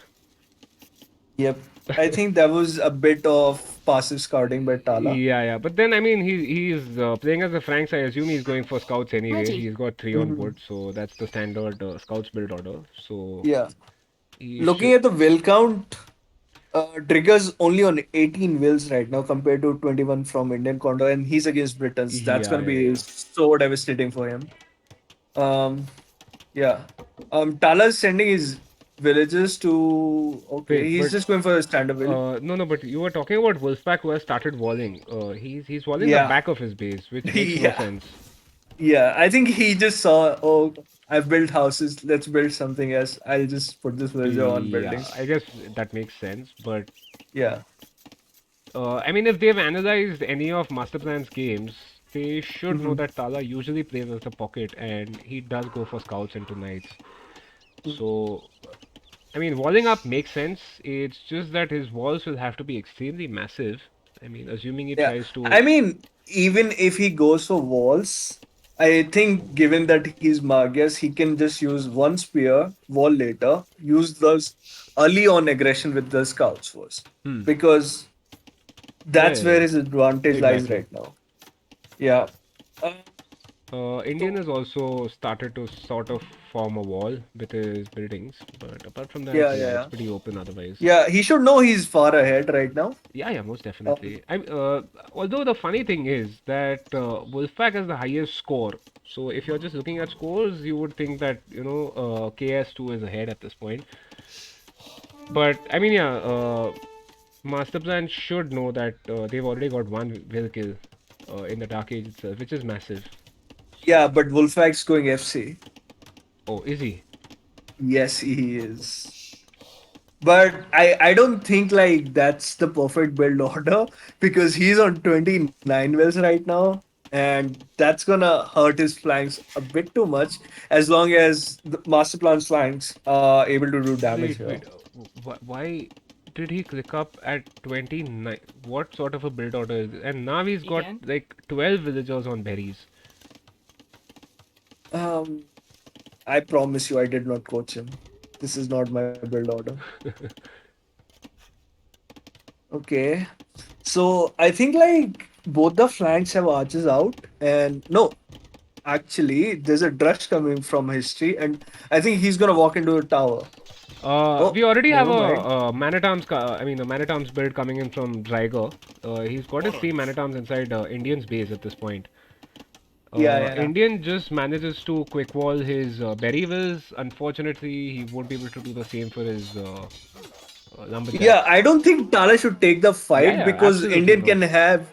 I mean, Indian he's can have a couple of archers out instantly. no, no. I mean, but he already has a single range up, and he's producing archers. So just Yeah, sort of yeah, keep the villagers alive for a little while. yeah.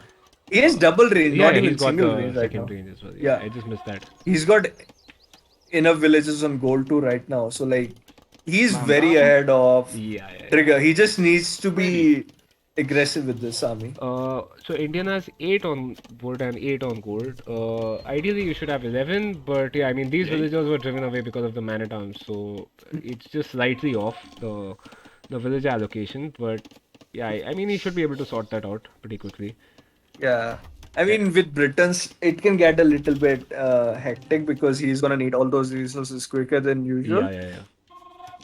Yeah. And okay, on the other Um. side, we have History Nerd who is already up with 2 ranges and producing archers, and Glady is also pumping some archers out. He's playing as the Saracens, so these guys can just destroy buildings like they are made of Yep. cheese.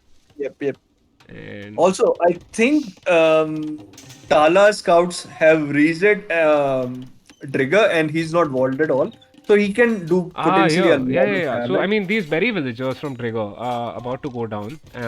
That single spear, I mean, that Mhm. single spear can sort of take, I mean, push these scouts away, but then Tala just decides to pull them back Yeah, himself. but I see a lot of idle time coming in from Wolfpack Shot. and Indian Kondo right Yeah, now. but so Trigger's one man-at-arm seems to have died. He's got two left, which means Yeah, that but I Indian. don't think he's gonna do much damage with Yeah, yeah, I that. mean, now these man-at-arms are dead as well. So Mhm. Indian can basically just move forward with his archers. On the other side, we have Glady playing as the Saracens. So What's wait, that? let's just check the military numbers here. So Drigger with 6 military, we've got Glady with 10 military. He's adding a skirm actually, which is a pretty smart move. Yeah, I mean, if he Okay, knows the scouts multiple. are on the other side, Scums will actually make him win every archer fight Yes, possible there. yes, yes, exactly. And History Nerd, does he have the Shike. upgrade? Okay, so History Nerd has fletching while Glady still does not, but then he has the skirms, right? So, which is a Yeah. massive, massive No, thing. I still think without the fletching, you cannot range the archers. And No, but I mean, the that's gonna skirms hurt with their him. pierce armor, they can basically just run into Archer Fire and still, finish them off. Yeah, but they can never get in range to do the damage, right? I mean, Okay. that assumes History Nerd is a Yeah. perfect micro node and just takes care of all Yeah. his archers, which he unfortunately is not I able to. I Leash. think he should have literally just put them on the hill and taken that fight. Yeah, Now no, he's no, adding his own yeah, he's scums. adding his He own does skirms. have more military. Yeah, okay, so History Node is at 10 military right now. Grady is at 8. We've got Indian who is hitting Drigger. Oh man, so Drigger's having to build a Yeah. preemptive or rather a defensive tower now. Yeah. Just to make So sure he's got a wood line. Indian will be able to do a lot of damage. He just needs to move around the base. Like, why is he taking all his army back? Like, they should know. They should know Wolfpack is going for Castle Age. They have to do Yeah, the yeah, yeah. damage right now. Yeah. On the other side, we have Tala who has already clicked up to Castle Age. The flanks are still waiting, and he just decides to pull them back in. Indian, I mean.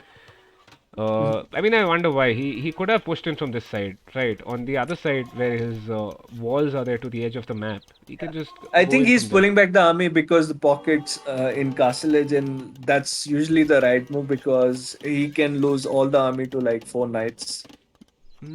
Makes sense. I mean, yeah, okay, fair enough, because Tala himself is not in Castle Age yet, so Indian Yeah, yeah, sort of yeah, has to make sure that his archers don't die.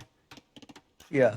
I mean, Tala's almost up 50%, Hmm. and I think you could say Wolfpack had a very late um, Shike. uptime, and he has Yeah, yeah, taken no damage, I mean, and neither of his he flanks have taken much damage. yeah, yeah, yeah. And Glady and History Note are about to have a fight away on top of this hill. And Glady just decides to pull Shot. back. What about the upgrades? So History Note has both Yeah, the upgrades, whereas he does Glady, have the +1 armor. yeah, so Glady just starts fletching at this point, which Yeah. means yeah, so So being as Saracens, and if you're gonna lose all your army that quickly, that means the bonus versus buildings, you're not gonna be able to use it well. exactly, yeah. And History And can basically Mayans, just move in now if he wants to. yeah, yeah, yeah. Mayan archers are always gonna be more cost effective. Yeah, So yeah, looking at the eco right now, Indian Condo is on 44 villagers, and that's the highest on either of the teams. yeah, And the second highest is 38. yeah. That's I think, yeah, But that's then a we big have difference. Wolfpack who has already started trickling in his knights into Trigger's base. Yeah, but So, I think oh, but Indian has no, no, not no. clicked But we up. missed this fight on the other side where History Note seems to have lost all his army, or at least the army that he had sent forward. No, I think it's all his army is next No, to no, his he does archery have range. some army inside his ranges, but whatever he had sent forward is dead. So Glady can Shike. again move Okay, ahead okay. with his archers and skirms. Yeah, why is he moving his army out when he sees there are like 7 knights out there? Oh, this can be really bad. He's Sorry, trying to click up now. who? Indian has just clicked up now. Uh, So this is yeah. not so bad for him, and I don't. think Trigger's anywhere close to clicking up. He's taking all the upgrades and Yeah, making yeah, archers right yeah. I now. mean, he's getting the fletching upgrade at 23 minutes, which Yeah, makes absolutely no sense. yeah. And meanwhile, Wolfpack's knights are approaching Tala's TC. Yeah, but then Tala also has knights out, and I believe Yeah, all of these archers from Trigger will go down. Because Tala has a couple of knights, and he's got three scouts over yeah, here. yeah. Three knights, actually. So I'm looking at Tala's TC has lost around 10 villages, maybe even more. Oh man. We Yes. missed this Look fight. at the damage. Yeah, Yeah, yeah, that's yeah. 9-0 for Wolfpack, 10-0, 11-0. That's a lot of damage from Oh those Magia man. Knights. Yeah, that will hurt him a lot, Yeah, but yeah, yeah. the thing is, And the eco is still not different. so Tala does have 35 villagers at this point. Unfortunately, he's lost a bunch of his gold villagers and his farm villagers, and most of his eco is idle at this point. Yeah, there we go. Yeah, but thing is, Wolfpack went FC and Tala went Scouts into Night, so Yeah. he'll definitely have the better eco. Also, Wolfpack is already on Stone. He has like 7 villages on Stone right now. He's Magias. I don't know what he's planning to do there. Yeah, and on the flank side, I don't think there's much going on.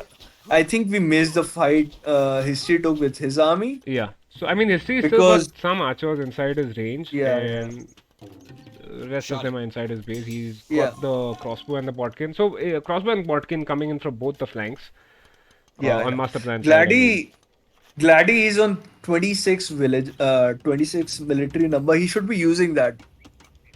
He should hmm. definitely be using that. Yeah, but he has just clicked up to Castle Age. So I Yeah. mean, ideally, he should be moving this military inside his own base rather than keeping it out. Yeah, I mean, as long as he knows the opponent pocket has taken damage Yeah, yeah. and is trying to clear his But base, he should know. Yeah, Drigger is basically about to die, or his military is about to die, because Indians got yeah, how many crossbows is that? yeah. I want to see if Indian goes for university right there or not because I don't think he does. He's going for a second TC, which is okay with Britons, but you still want a No, no, but we university. have Wolfpack who's trying to raid Indian Condor, and Indian is basically Yeah, just trying to build a bunch of houses to try yeah. and. But yeah, I mean, I these would knights say are. this is very good bowling. Yeah. Wait, what the hell? Why did Wolfpack just reassign those knights? Because that wall was coming down. Just bad timing. Yeah, it Or was gonna maybe. come down, but I think there was a TC right there, so he didn't want to No, no, I engage think into that anyway. Wolfpack is actually sending his knights to save HP's Trigger. Because if he doesn't, Trigger is Okay. dead. I mean, I don't think those knights will do much because he has like around 30 archers over here. Yeah. Yeah, Okay, so where is Indian going? Uh, I don't know yeah. why he's I scared of going in right now. Indian should just go in with his 32 yeah, crossbows. yeah. I still don't see a university from Indian that will help him a lot. He'll be And able to clear yeah, literally everything in the unfortunately, base. we have HBZ Trigger who is not even in Castle Age yet. So this is pretty much the GG on this side at least, I believe. Because Trigger Yeah. is Oh no no no no no no! Look at those wolf packs. knights you're talking about, right? But I Yeah. mean, Tala does have his knights, and I assume he's about to start sending more. Uh, Yeah. Also, he does not have +2.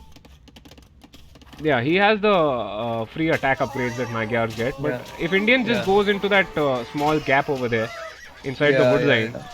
he can just take He. care of all these knights. Yeah. Yeah. He lost a lot of knights. I think he took the engagement in a very very bad Yeah, position. He yeah, could yeah. have taken the engagement much sooner, and that And would have yeah, cleared a and by lot. the way, on the other side we have history and Glady who basically just Yeah. They're going just at it. fighting each other. Unfortunately, yeah. So But Glady was taking the fight slightly downhill. yeah. Quite a lot of his And crossbows he were has downhill. no botkin. Oh, does he not? Oh man. Yeah. He does not. And I don't. I Yeah. believe, yeah, history does have a university. I'm pretty sure he already has ballistics also, but he's a little lazy with the army micro. He could have like Yeah, just he could have moved microed it around. literally everything, I mean, it's the and he has two a of us siege. saying that, right? I mean, oh, but we missed this. Drigger's got some crossbows inside Indian's base, and he's done quite a lot of damage actually, which actually now has required Tala to send his knights to clean up those crossbows. If you just Yeah, check but the back of Tala's like, no, you clear it yourself. I'm just gonna keep my knights away from that. man, Indian should just delete the wall and let those crossbows go. Yeah, I uh, think a lot is going on in this game on both flanks. I'm watching history. Just he has a siege. He has yeah, a forward siege, and he's trying to break in. He's pressuring Saracen ranges, and he's man. probably gonna get it. But yeah, It's just something that we missed. HV's at Drago is at 1800 wood now. Wolfpack is at 1400 wood. yeah, Wolfpack is completely idle for quite some time now. Yeah, yeah. I mean, on this side, I mean, it's not the GG yet, but Yeah, yeah, Master Plan is in a commanding position on this side at least. I don't know yeah, why Indian has pulled back his army. yeah, Uh, I mean, these few knights just keep pikes roaming around patrolling inside your base, yeah. and just send your So crossbows forward. I feel like either Wolfpack is disconnected or he's just not interested in playing anymore because I'm at his view log and nothing's moving around here No, no, he and could just he's be producing nothing. panning. I mean, he's moving a bunch of villagers somewhere. No, no, I'm on his view log and he's literally doing nothing at all. No, no, but the view lock doesn't work if you're just Oh. panning the screen. I Uh, mean, he's not producing anything, he's not moving oh, is any he not? army. Yeah, he started producing some villages now, but Uh, yeah, I don't think he's interested in fighting anymore. okay, so there is this in the chat where Drago said that one of their players was facing some issues with lag. Yeah, Uh, okay. Harry, I'll just let you know about the Mangonel range mod after this game is over. I believe you had asked about this earlier as well, so my apologies for not remembering. Yeah. I think it's called I think it's just called it's the Mangonel range mod or something. It's yeah. pretty self-explanatory, but yeah, regardless, I'll just open up the mod thing and I'll let you know. Yeah. So you're Uh, missing some bada booms on history right now. But yeah, no, Age of Mandala is the TC and the tower range thing. He's talking about the one for the Mangonel, which you can see on the screen right now. So I think that's just called the Mangonel range mod or something. So let me just check the production building numbers. So history is still on just two ranges, which is, yeah. I mean, that is a massive misplay from him. He should be having at least four ranges by now.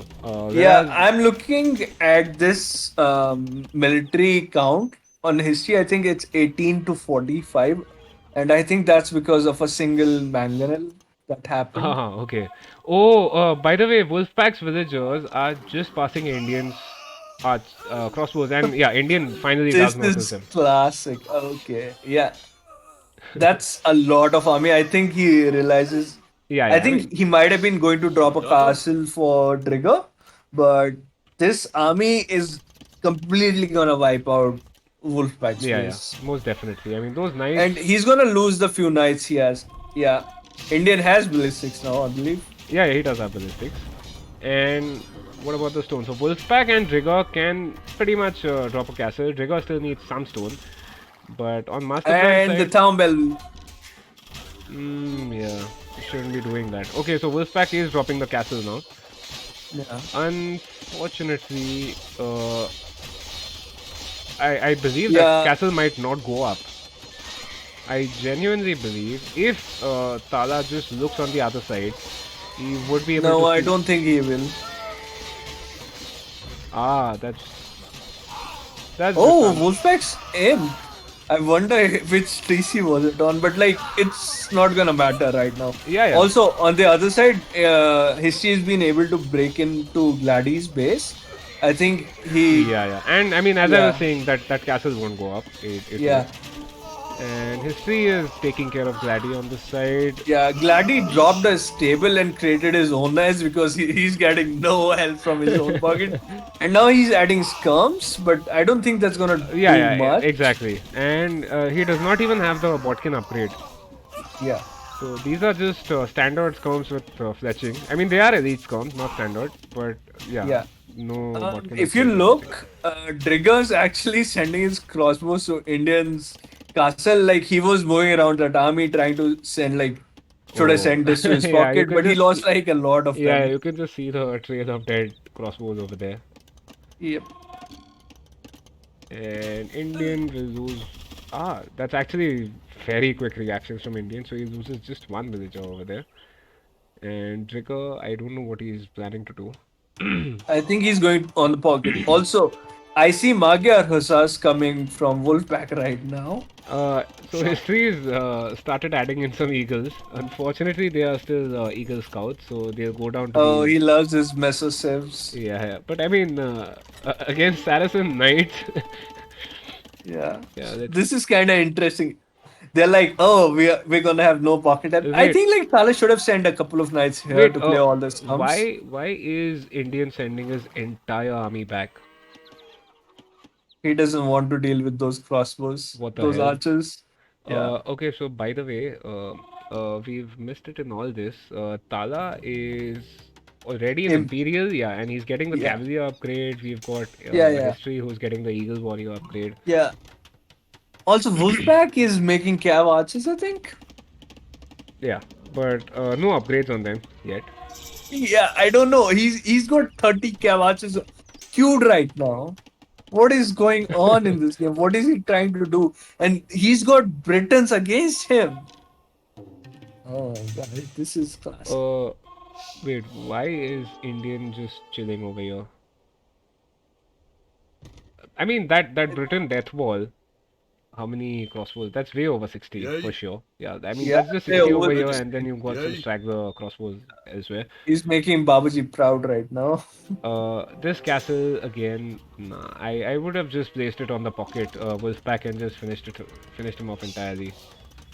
Yeah, I mean, he doesn't even need any castle in there. Just move in with your Yeah, army. yeah, exactly. I mean Like, these are obelisks now with the bracer upgrade, yeah, and it's +5. He does not have Yeoman, I believe. no, it is not. Yeah. Yeah, they'll be able to completely wipe out Wolfpack's base with Yeah, those assuming archers. he There actually was no sends them reason. forward, right? Yeah. Because we've got Also, trigger. like, No, no, we've got. instead of sending it back to his base, he could have even moved to Gladys' base. Uh, I mean, he can just finish off Draga completely at this point. Those Mhm. crossbows can outrange the towers. They can outrange pretty much everything else. So, Mhm. wait, what is he making any trebs in? No, Indian is Um, researching conscription at this point, right? yeah. And we've got this big ball of cavaliers from Tala as well. And history is losing quite a few crossbows to He's these. building stone walls right now. Okay. And he's fighting to a mango, like with some archers. I don't really know what's going on No, there. but the mango did go down. Yeah. Glady finally gets the Botkin upgrade, and he's clicked up to Imperial. So hopefully at some But point. history is on 52 whales right now, which is Yeah, making me yeah, sad. because I actually had it up on the screen. Trigger went inside with his crossbows and did quite a lot of damage. And so the slow push from the Britons is coming in, and I mean, Trigger's base is about to be flattened, so I mean, you see this in the next 5 minutes. I don't think any of this is going to survive. Yeah, I don't see the point of Yeah, making and mangoes against Britons there. mm, I mean, And it's not only mangoes. Now Wolfpack is making cav archers against cavaliers and Briton arbalests, fully upgraded arbalests, if I may add. yeah, and he has no upgrades, nothing Yeah, at yeah, all. no upgrades on those cav archers apart from fletching and this thing. Uh, Wait, Yeah, he does not even have bloodlines. he does. Don't tell me he does. He does have bloodlines, right? It's Uh, 70 HP. They're usually 50 HP, I think. Okay, okay. Let me check. Let me make sure. Yeah, they're usually 50 HP. He does have Okay. bloodlines. But I mean, these cav archers are not doing anything. I think what has Hey, happened they're here is dying. no. What has happened is Wolfpack actually right-clicked on Tala's. I mean, there's this massive overreaction that we are seeing from Master Plan where we now have Tala who is moving his entire ball of cavaliers toward somebody's base, one of his teams, I suppose. because Wolfpack is sending a few, what are these, Magyar Hussars and Light Cav into his I own mean, base. Tala already has some in his base. Why is he sending all that? No idea. I mean, that's just a massive over. Oh, I think he's going Yeah. towards History Nerd's base, maybe. Ah, yeah. No, no. Oh, I Wait, mean, is he now? that. Oh, Wait, yes. where are they No, going? he's just hanging around that pond. He just wants to fish. Okay.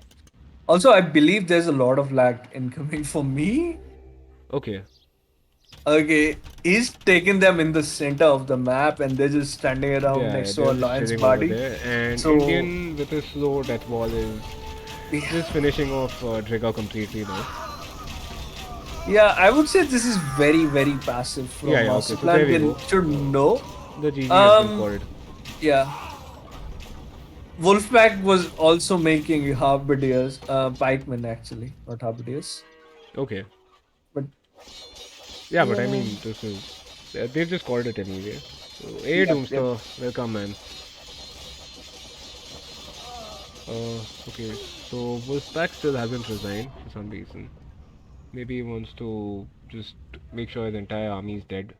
There we go. He's probably just lagging. Yeah, It yeah, yeah, doesn't really know. possibly. So I don't think he ever had like a huge eco.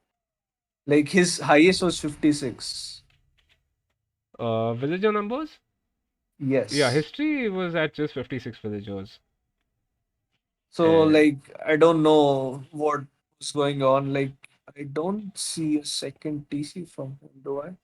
No, he was one yeah, TC. yeah, history was 1 TC. And No, no, no. He has a second TC. My did he? bad.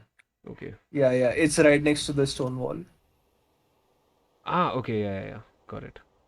So that's 1 TC and 1 Yeah. TC over I here. don't really know what that stone wall was doing there. Yeah, I noticed that while I was casting. So yeah, anyways, military-wise, Indian with the Britons, of course, massive ball of archers. Yeah, history is already 2 less 80 APM to boom. Wait, he's still in his 30s, right? That's not old. Yeah. No, that's old cyanide. That's old. Okay, right. We'll discuss that later on. But anyway, yeah, so we have Indian with 91 military, and so Tala. I mean, by the end, he was basically just chilling and See, pumping out this game did Cavaliers. not need 50 minutes to finish. The damage, the self damage Wolfpack did to himself, Yeah. and the flanks, like the damage they took, was too I much no, to I feel handle. Indian was extremely passive. Yeah, But that's what I'm saying. This should not have taken 50 yeah, minutes. then the thing is that Indian usually plays as the pocket, so I mean it makes sense that he's not used to playing with an archer sieve, Man, and come on. yeah, You cannot use that here. Like he had like Tala is a pocket, Indian yeah, is a pocket, yeah. and I think Zulmi is also a pocket player. Yeah, Sulmi is also a pocket player. So they have picked a team in which you have Uh, three Three usual pocket pockets, players. yeah, Yeah, and yeah, yeah. but I believe Tala can sort of play as the flank if required. But yeah, Hmm. anyway, let's just take a look at the stats. So there have been some tributes sent by Indian to Sir Tala. I unfortunately missed that. If anybody from the other team is watching, if you guys want to, you can just go and verify to make sure that you know the slinging was done in Imperial Age. Or, I mean, since we have Indian in the chat, can you just confirm that you know this was done in Imperial? Ah, okay. We should not say it. They'll have scheduling issues for next week then. Sorry? Like it's probably too late to ask him for a re now. Like I Uh, think like the Yeah, yeah. I week's mean, I over know that already.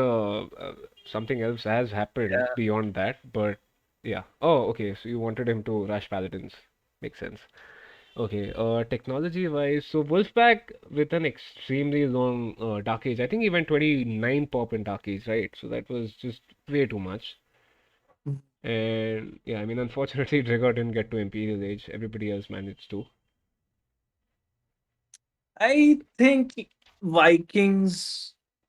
mm, That was actually a bad pick if you're not going for Man at Arms either. No, he did go for Man at Arms, right? He managed Yeah, to get but in those engage Man at phase. Arms did literally nothing.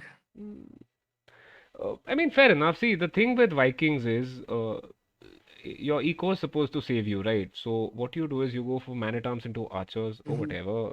Your plan is maybe straight archers, Yeah, but yeah, it's your eco that is supposed to pull you up and get you to Imperial Age faster than anybody else. exactly, So the exactly. fact that he did not manage to get to Imperial is, I mean, it's just a Yeah. waste of that civ. Yeah, no, that's what I'm saying. Like he lost one will to Indian Scout. That's okay. That's completely fine. But the Hmm. thing is, his man at arms came to Indian's base very late and did Yeah, yeah, yeah. Most literally definitely. no damage. So Yeah, yeah, like yeah. that was his that was basically his win condition there. Yeah, because the thing is, by the time those man-at-arms came in, Indian had already started producing archers from two ranges. So Yeah, those man-at-arms were that's not going to do much except for maybe, yeah, keep Indian's archers inside his own base for a couple of minutes. yeah. Sorry. Like he could just invest in a bit more warding there instead of going man at arms if he knows he's not gonna be able to use them in time. And then like Viking Eco will pull you back up. Right, right. Okay, so we'll go on to game two between Master Plan and KS2, which will be played on Golden Pit. All right. Do we know which maps did they pick? Uh, I mean, the map draft is available on the server. It's just that I'm Okay. not going over the map drafts and the civ drafts Okay, for okay, round one that's fine, that's because we fine. have a lot of games to cast. Okay, yeah, that's fine. So yeah, Yeah, I've let's already paused go. at 3 seconds. Let me know when it can go.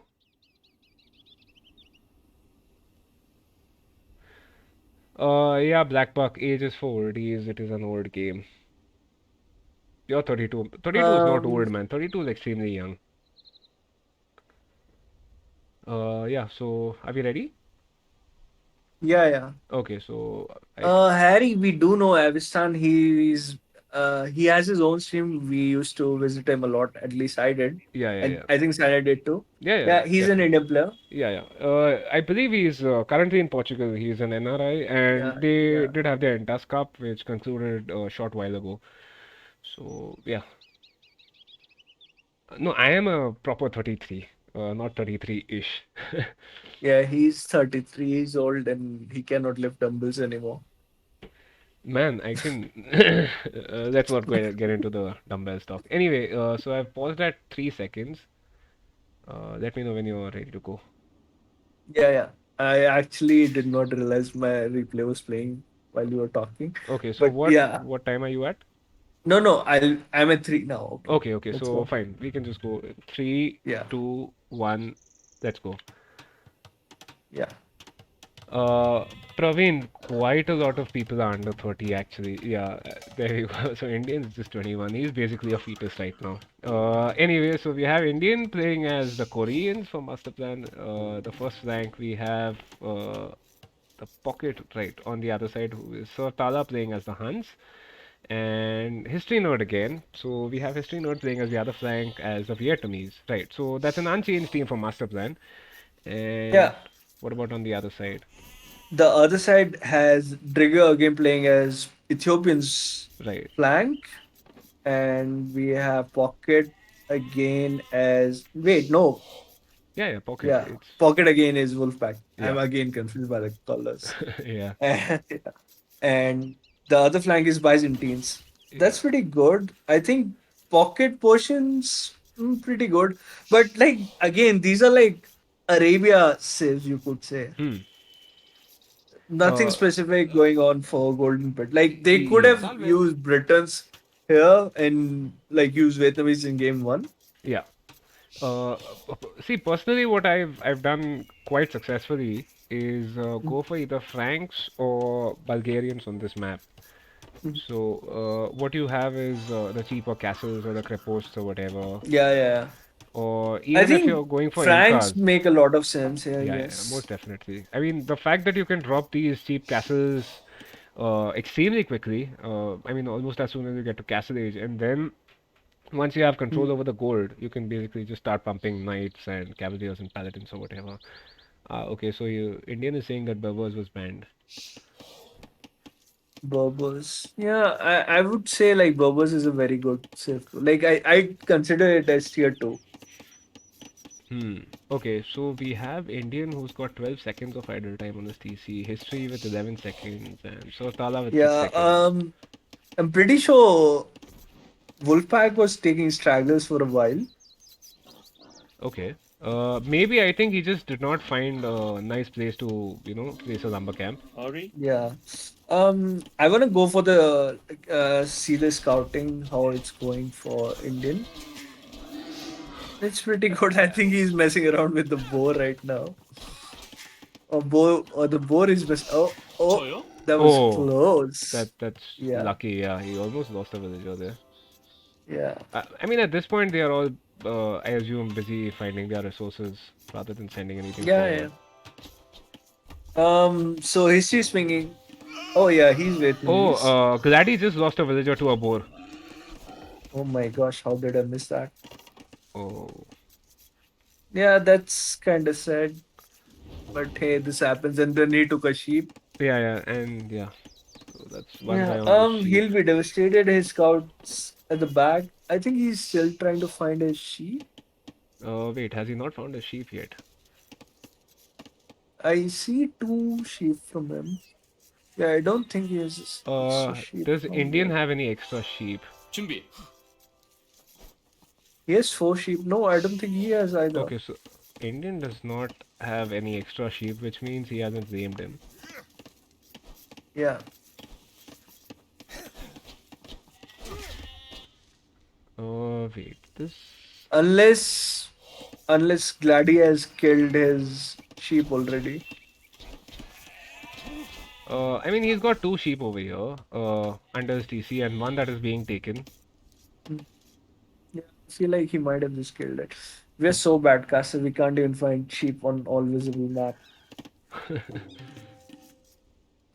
But yeah, Okay, I and hope Wolfpack will not go a 29 will FC this time. so Glady also ends up losing his scout to the TC now. Man, Yeah, he's having a rough time over this here. is yeah. I think these could be nerves because tournament games tend to be really anxious for them. Yeah, yeah, yeah.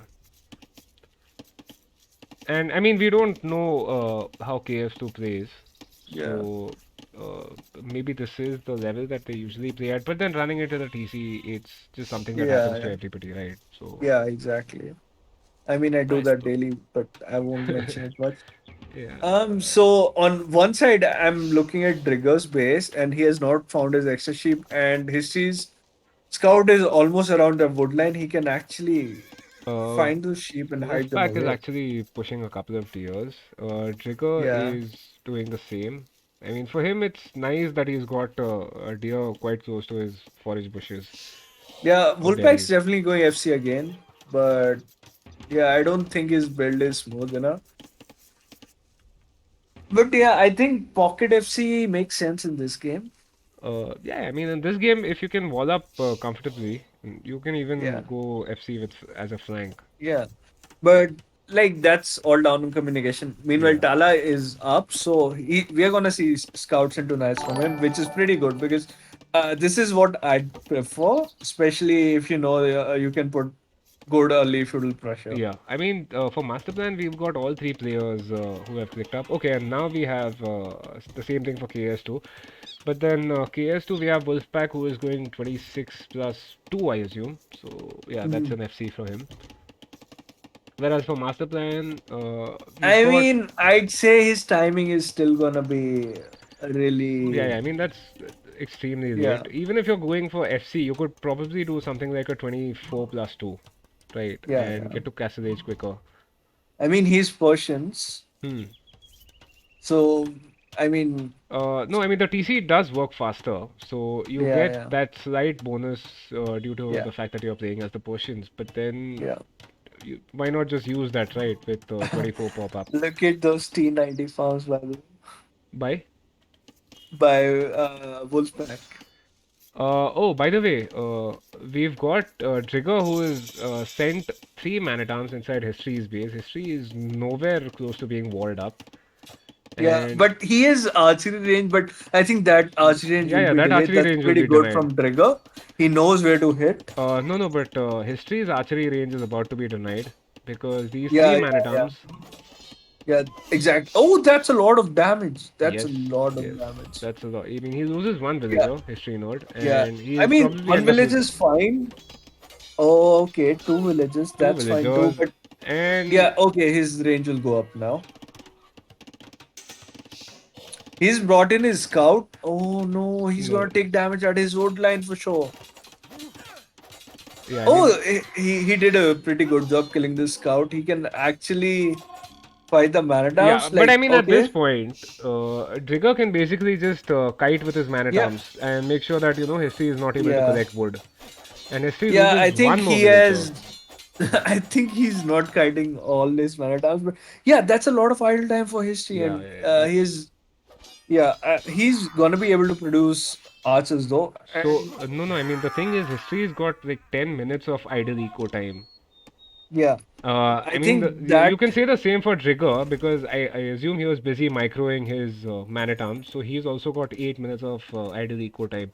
Anything interesting happening on the other side? Okay, so we have Grady who has basically started pumping out trash because Indian is going with archers, whereas we have Grady who is making scones directly. Scones yeah. and Earth Okay, Clear. so on the other side, history has actually cleared those Maratams with a single archer, so that's pretty good. But he's sent all his villages. Oh my Oh, gosh, you oh, missed that. I noticed that. Yeah, history just deleted a Oh my range. god. Oh man, That's gonna hurt him a lot. And then he also has put down a tower. what? Where? No, You this know is what? I don't like that disaster. tower though because Yeah, I don't like that either. I mean you can have Trigger just camp with his archers on the other side and make sure that history is not able to get any gold. Yeah, Yeah, this is a masterpiece, man. More like a disaster piece. this is a complete masterpiece. I mean, Okay. not only the fact that those Manitowns denied wood income for such a long time, Yeah, we now have history who managed to delete his yeah. archery range. Also, Gladys comes are being sniped by Tala's scouts right now, and Gladys making spears now. And Glady is having to make a defensive tower here, right outside his TC. I don't like that tower Of course not. either. Yeah, yeah. I mean that tower is just protecting a few farms, which I mean the TC would Yeah, do that anyway. yeah. I mean, this is exactly why your pocket should not go FC. They're taking so much damage on Yeah. both flanks right now. I mean Oh wait, Wolfpack not is both about to flanks. hit I mean this Castle flank. Age in about 20 Yeah, seconds. yeah. Also, this is a reason why you do not go scums in TGs because a Yeah. single scout Yeah, yeah, player yeah. can clear them all. Man, history has wasted so much wood. Yeah, we can see the comms on the overlay. Uh, like, if there is any chat going on, you can see it here. But yeah, I mean, apart from that, the players are using voice chat, so So Indians archers are in Gladys base. They're yeah. doing plenty of damage. I think if he can use his archers properly, he can snipe a lot of villages But on that Indian wood line. might just run into TC fire here. That's fine. He made it ring the bell. Yeah. And the fact that Yeah. he's playing as the Korean, so they get the free archer armor upgrades anyway, right? So Yeah, that yeah, saves yeah. you He's 100 gonna speed. take a little less damage. But yeah, I mean, this means now that Glady is off gold completely. Yeah. He's not collecting gold from anywhere. Yeah. Also for Trigger, I don't think he's producing many archers right now. Wait, what is Wolfpack doing? Because Wolfpack's entire game plan revolves around him getting to Castle Age as soon as Yeah. possible, start pumping out knights and try and kill off the flanks. Yeah, I don't think he's even producing from both the stables he has. He's producing Yeah, from a single yeah, stable, yeah, and yeah. he's not gonna have the eco to produce from both instantly. So yeah, well, that's a little bit of a build order mess. But I mean, see, here's the thing. Wolfpack is going towards Gladys base, right? Yeah, Uh, when there is no aggression happening at his base right now, except for the fact that Indian's trying to run away with his archers. yeah, So yeah, why send these knights here and weaken them? Rather just send them forward to one of the yeah. opponent uh, players and try and do damage over there. I mean, it's not a bad idea to just go and clear the army because when he goes up, he'll have no army to upgrade. Yeah, but I mean, I still feel that, these archers were trying to run away anyway. So why Yeah, waste that. time, trying to kill them? Yeah, I mean, he got around 10 kills. Yeah. Yeah. Yeah, Indian got a pretty successful. Yeah. So he did get a lot of villages over there. Like, okay, he's done his job. He needs to. Oh, he's again on castle. Okay. Okay. He's taking stone right now. Um. Wait, Meanwhile, who's taking stone? Wolfpack. Yeah.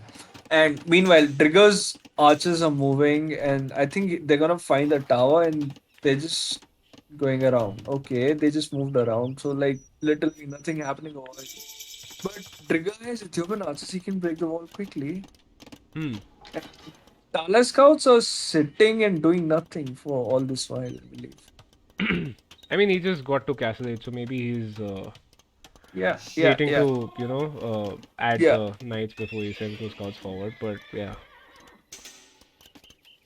So looking at the villager count, I don't think there's a big difference anywhere. Trigger has 42 villagers. Yeah, I mean, overall, KS2 is at 120 wills, and we've got Master Plan at 113 now. Okay, so somebody's Yeah, getting yeah. raided somewhere. So Gladys up. By the And way, Wolfpack has sent 7 knights inside Tala's base, I'm sorry. And Tala does not have an equal number of knights. He's got the +1/+1 upgrades, whereas Wolfpack does not have the attack upgrades, just the armor upgrade. But Tala is, I mean, he has quick ward, so the lumberjacks are safe. Unfortunately, yeah. So now we see that he's having to pull his gold villagers. um I don't think like this is a very good play from Tala because he's making walls and he's chasing those knights. This is not really productive there. Yeah. Okay. We've got Wolfpack who has managed to get inside Indian's base because Indian decided to not wall up. But Yeah, okay, yeah. So these knights are just going back. yeah.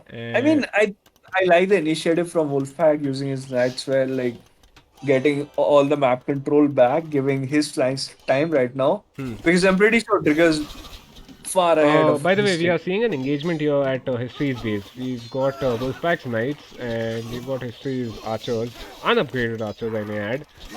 Yeah, I mean, he's playing as a and Vietnamese, so they get slightly more health, but I mean, there's. yeah, I don't think it's very good for Wolfpack though.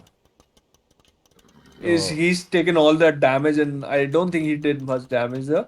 But thing is, Wolfpack is putting pressure on literally everyone right now with the FC he went. okay, He's actually done a good job of this. Also, and but he's been house for quite some time. but by the way, Wolfpack has also started producing camels. So I mean, I think that's to fight the Tala's yeah, Knights. yeah, I exactly. don't. But Yeah, I mean, Tala's knights are having the +2 armor upgrade, just a +1 upgrade, whereas Wolfpack has just a +1 armor upgrade.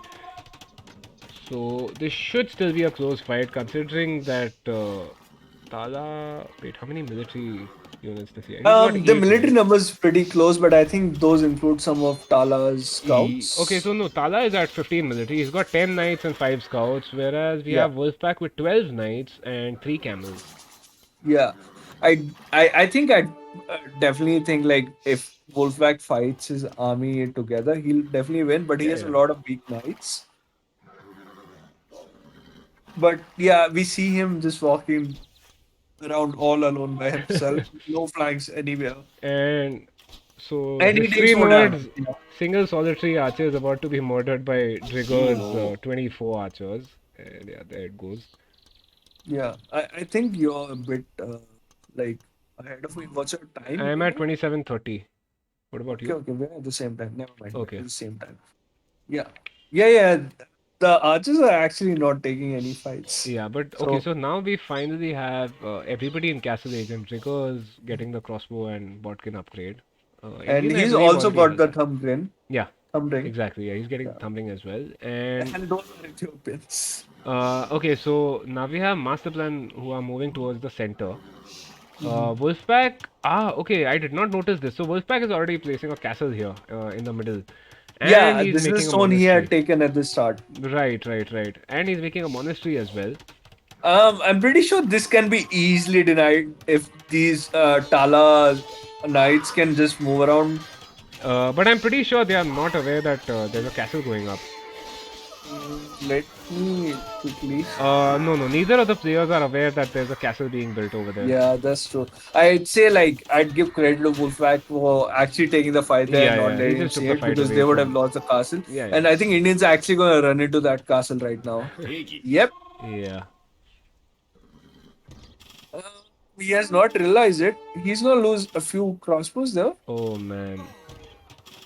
Yeah, No, you could no say split it's micro from him either. So yeah, but those are Koreans again.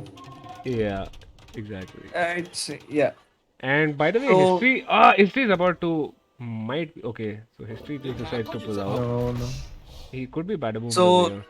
yeah, I think that mango is a very good addition for Ethiopians. But like again, Hmm. your archers are literally gonna clean this. I think Vietnamese archers up And we because have you a also forward have castle come. coming up from Drigger.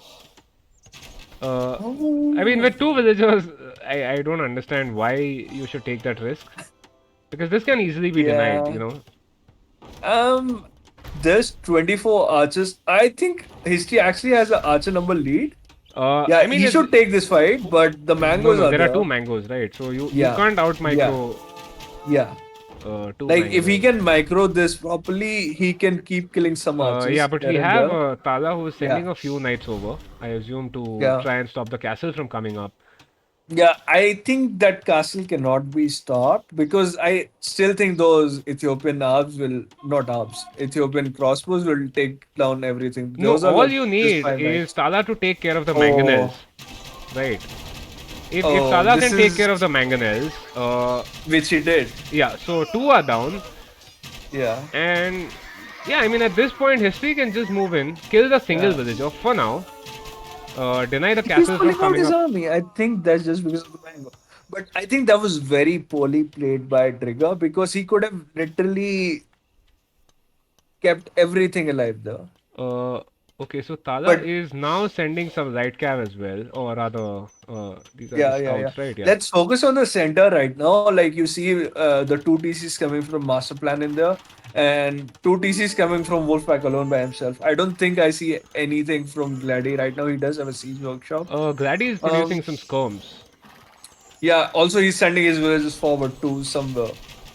I Uh, believe he has okay, plans. so I assume the university is coming up so that he can research ballistics, but Even he's going for a forward castle. Again, on both sides, I don't see the point of it. I think this might be a practice strategy by them either, or yeah, this is like very, yeah, I very mean, poor. if this castle comes up, this is No, no, an this is extreme not misplay by coming Master up. Plan. Like, there's no way this No. castle should be coming up. And I see Glady making camels. Yeah. Byzantine get cheaper camels as well, right? Yeah, So doesn't mean just because they're cheap, you throw them away. yeah, I mean, of course, they don't even get bloodlines, but short term to go against knights, it still makes Yeah. some sense.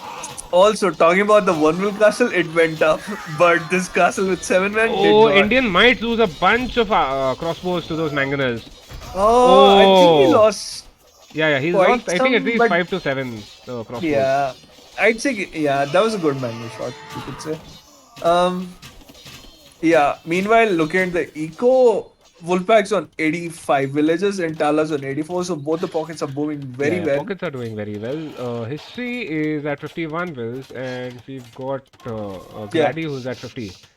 But then we are yeah, just seeing a bunch of castles coming up from KS2.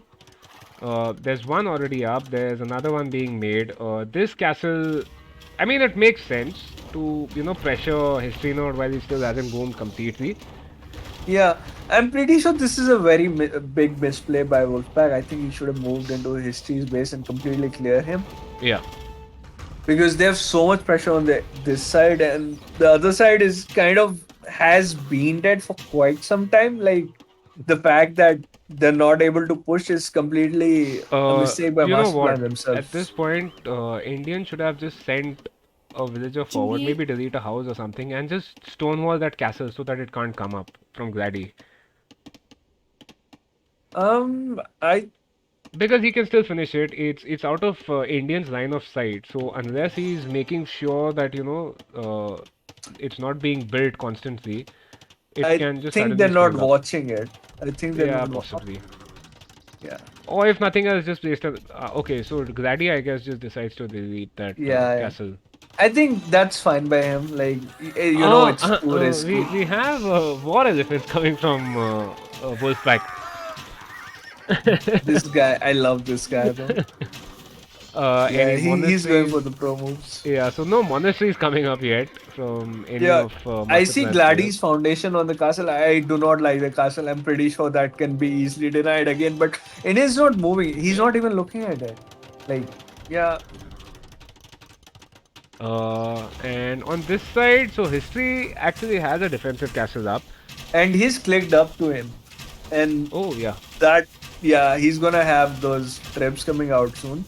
He has a lot of knights. He's producing out of 7 ranges, and he's got a very good eco, I believe. Wait, who are you talking about? Indian Condor. No, Who no, I'm talking else? about history.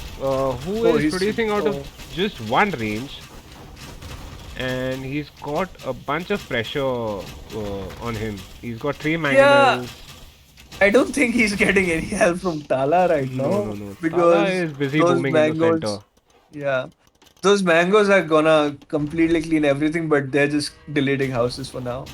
Uh, there's this thing I have noticed. Tala has not walled his base at all. It is completely open. Mhm. And if Wolfpack were to send, like 8 or 10 knights inside Tala's base, like he could do so much Yeah, damage. Like I they are would all say forget focusing on the center. knights. Sorry. Take trigger directly to Tala. Yeah. I mean, you could have, I mean, it looks like a misplay, and I don't know why history is making us stable now. I think he's not getting any help from And Tala, so he yeah, decides he wants to, just go for his own knights, clear those mangoes out because I think he needed to add his own mangoes. Why has he not? okay, I think we might see a bada boom over here. Okay, not yet. Oh, that was good. That And was good. yeah, so I mean, he still lost a few, but he just decides Yeah, to pull back. yeah. Um, there's And some castle firing going on both sides. Gladys up and Indian Condor's up. So those traps are basically hitting each other, and yeah. I think Indian's not repairing the castle. Okay, so now we have Tala as well, who's got to Imperial Age. And Yeah. I expect this to be a pretty long game actually. Indian has so many castles going on. Is he gonna switch to war wagons? Is that it? No, he's going for Alps. And we have the 42-minute wheelbarrow upgrade from Sir Tala. And he's going for Cavalier as well. Unfortunately, he's not helping history at all. So history is pretty much dead Yeah. right now. Yeah, Indian's telling us that he has decided to sacrifice himself as he's not saying anything on VC. So he's Okay. just gonna sacrifice and focus on the center. Okay. Because he's at just 40 villages. I mean, he still has 50 military. Uh, I but mean, yeah. you could say that's his highest military count for a while. Yeah. And I think Trigger at this point is just searching for something to hit because He's actually dropping a TC behind his cheese base wait, what? on his gold. Yep. Okay. But again, I mean, I This don't is understand why you would drop a TC or just drop it in the yeah, pit and start producing and collecting resources yeah. directly rather than, going for that like 3 pile gold, which is yeah pretty much non-existent now. So Tala's Cavaliers are in and they're actually cleaning up everything, like all the trebs and the knights from Wolfpack. Actually, Wolfpack takes a fight with his knights, But his Indian is losing a non-upgraded bunch of knights. arbalests because he's not able to run away. Yeah, and Tala's Cavalier should now just go for the TC directly, man. Yeah, Uh, I mean, he should be raiding somebody right now. Like, I mean, see, you can raid or you can just clean them up from the center, place a couple Yeah, of castles towards your enemy's side, and that would be the GG at that point, anyway. yeah. But In history's base, there's the mangoes still doing a lot of work. They're cleaning all the RC ranges. They're yeah, idling history a lot. uh, Not that he has a lot of eco, uh, he's but got yeah. 28 villagers, man. There's practically no eco over there. Yeah, but history is actually up to him when he's trapping down the Yeah, because TC. Wolfpack is not in Imp yet. He's still got 30 seconds to before he gets to Imp. And before he gets to Imp, my assumption is that, they'll be completely out of there. Like, Tala's Cavalier should be able to clean this out completely along with Indian's Arbs. I mean, these are fully upgraded Arbs, right? So, Yeah, yeah, yeah. You might want to look at the farms Wolfpack has made, by the way. They're pretty good. uh, oh man. But yeah, let's Let's go back to the center. Yeah, so Glady has 2300 gold. You know something? I mean, during this entire fight, we've seen Glady do nothing at all.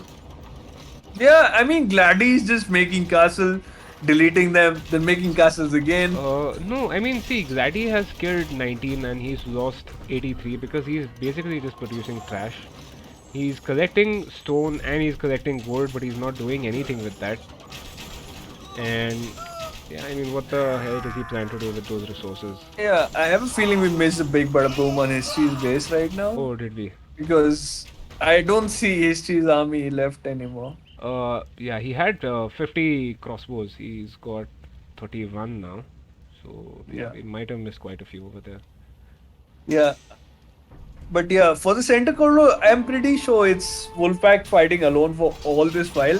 I think Trigger needs to join him in the center because they need the arcs. But then Trigger does not have much military. I mean, he's got 7 mangonels, but there is 13 scones and 29 crossbows. So, what do? Whereas on Master Plan side, all three of them are in imp right now. Well, the thing is, History with his eco cannot do a lot there. So, like, he can just leave him, like, either hit Tala's eco or, join the fight in the center. No, but the Because, fact that Master Plan has already got, I mean, this massive military from Indian and Tala. yeah, yeah, yeah. Does Tala have the paladins? Yeah, so Tala even has paladins now. They can easily 2v3 this.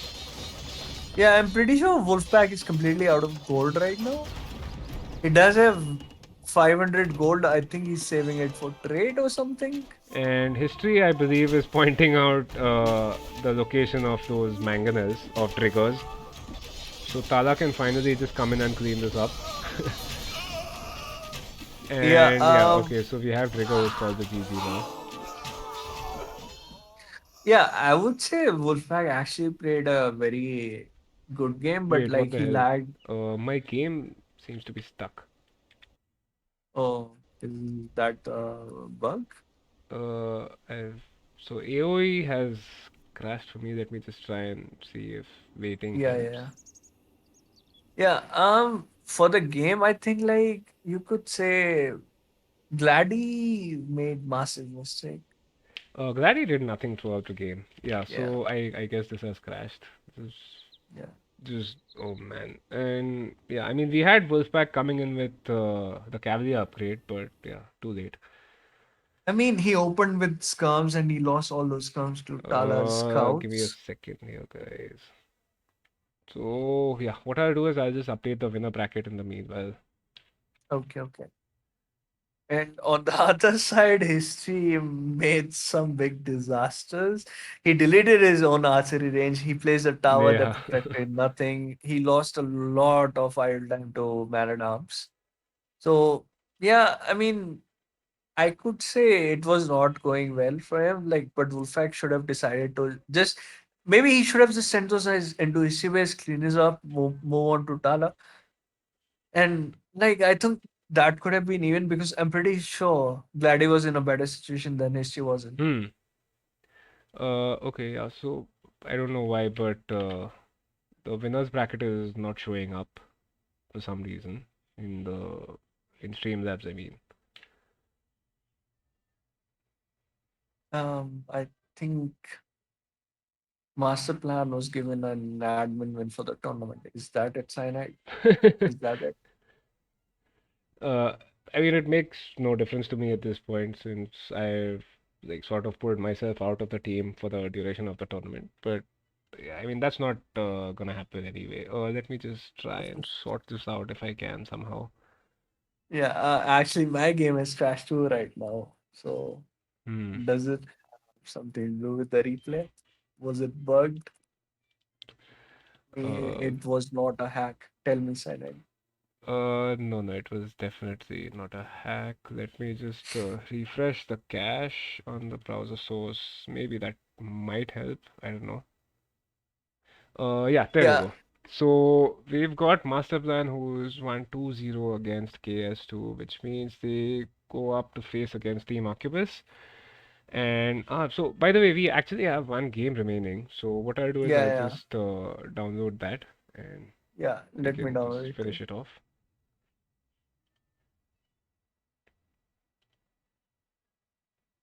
Yeah. So I think like I don't think I see the brackets myself yet. Okay, yeah, I see them on the stream. So how do you see the bracket? Like, what do you think is gonna happen in round two right now? Okay, so I mean I just changed the overlay to the lobby screen. Let me just go ahead and download this. I mean, let me just go Yeah, ahead yeah, and yeah. load this. Yeah, okay, so I've found the replay. Let me just reset capture age.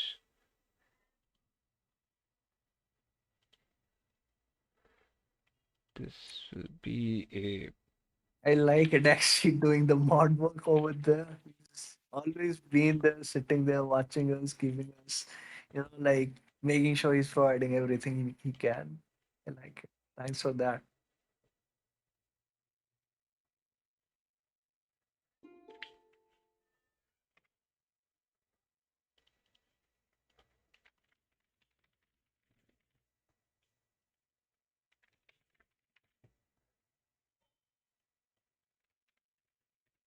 You're in the third game already. Okay, yeah. I'm gonna need some time to load my game back.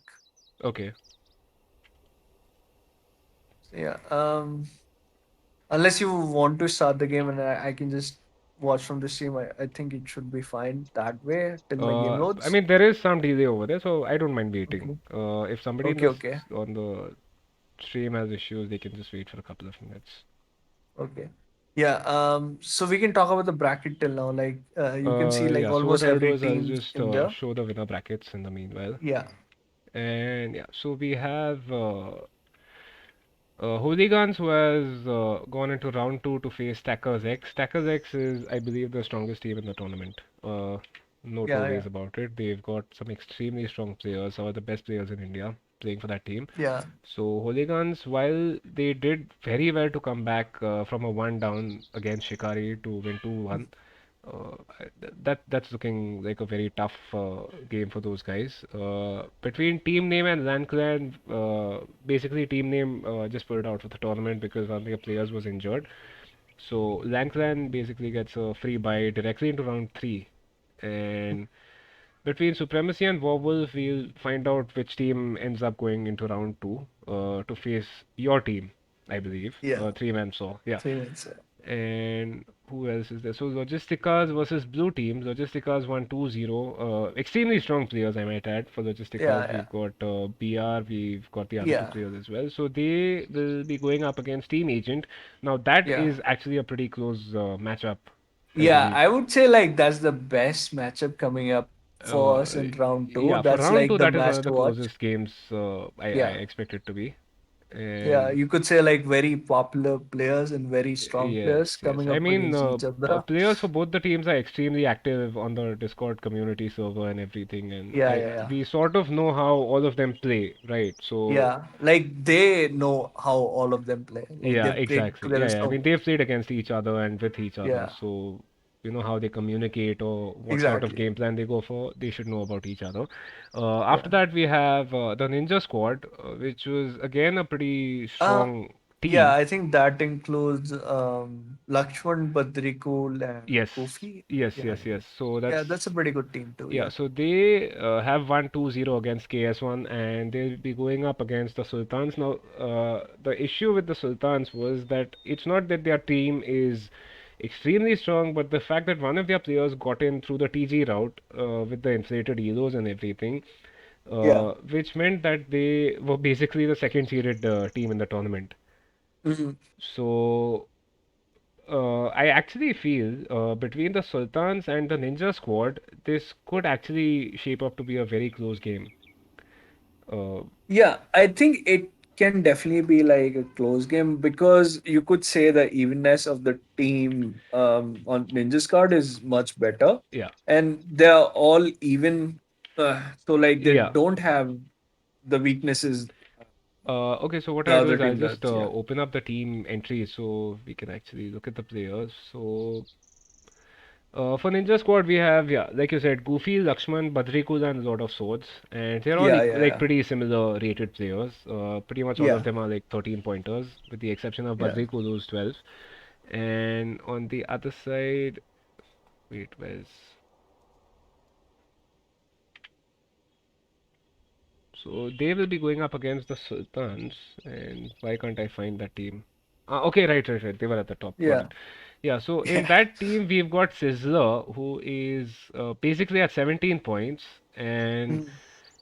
now the thing with this is that basically Sizzler and Monit should have to play all the games, right? If they want to have a chance at winning, Yeah. and that means that they've got two slightly weaker players in the form of Ass and Cena 10.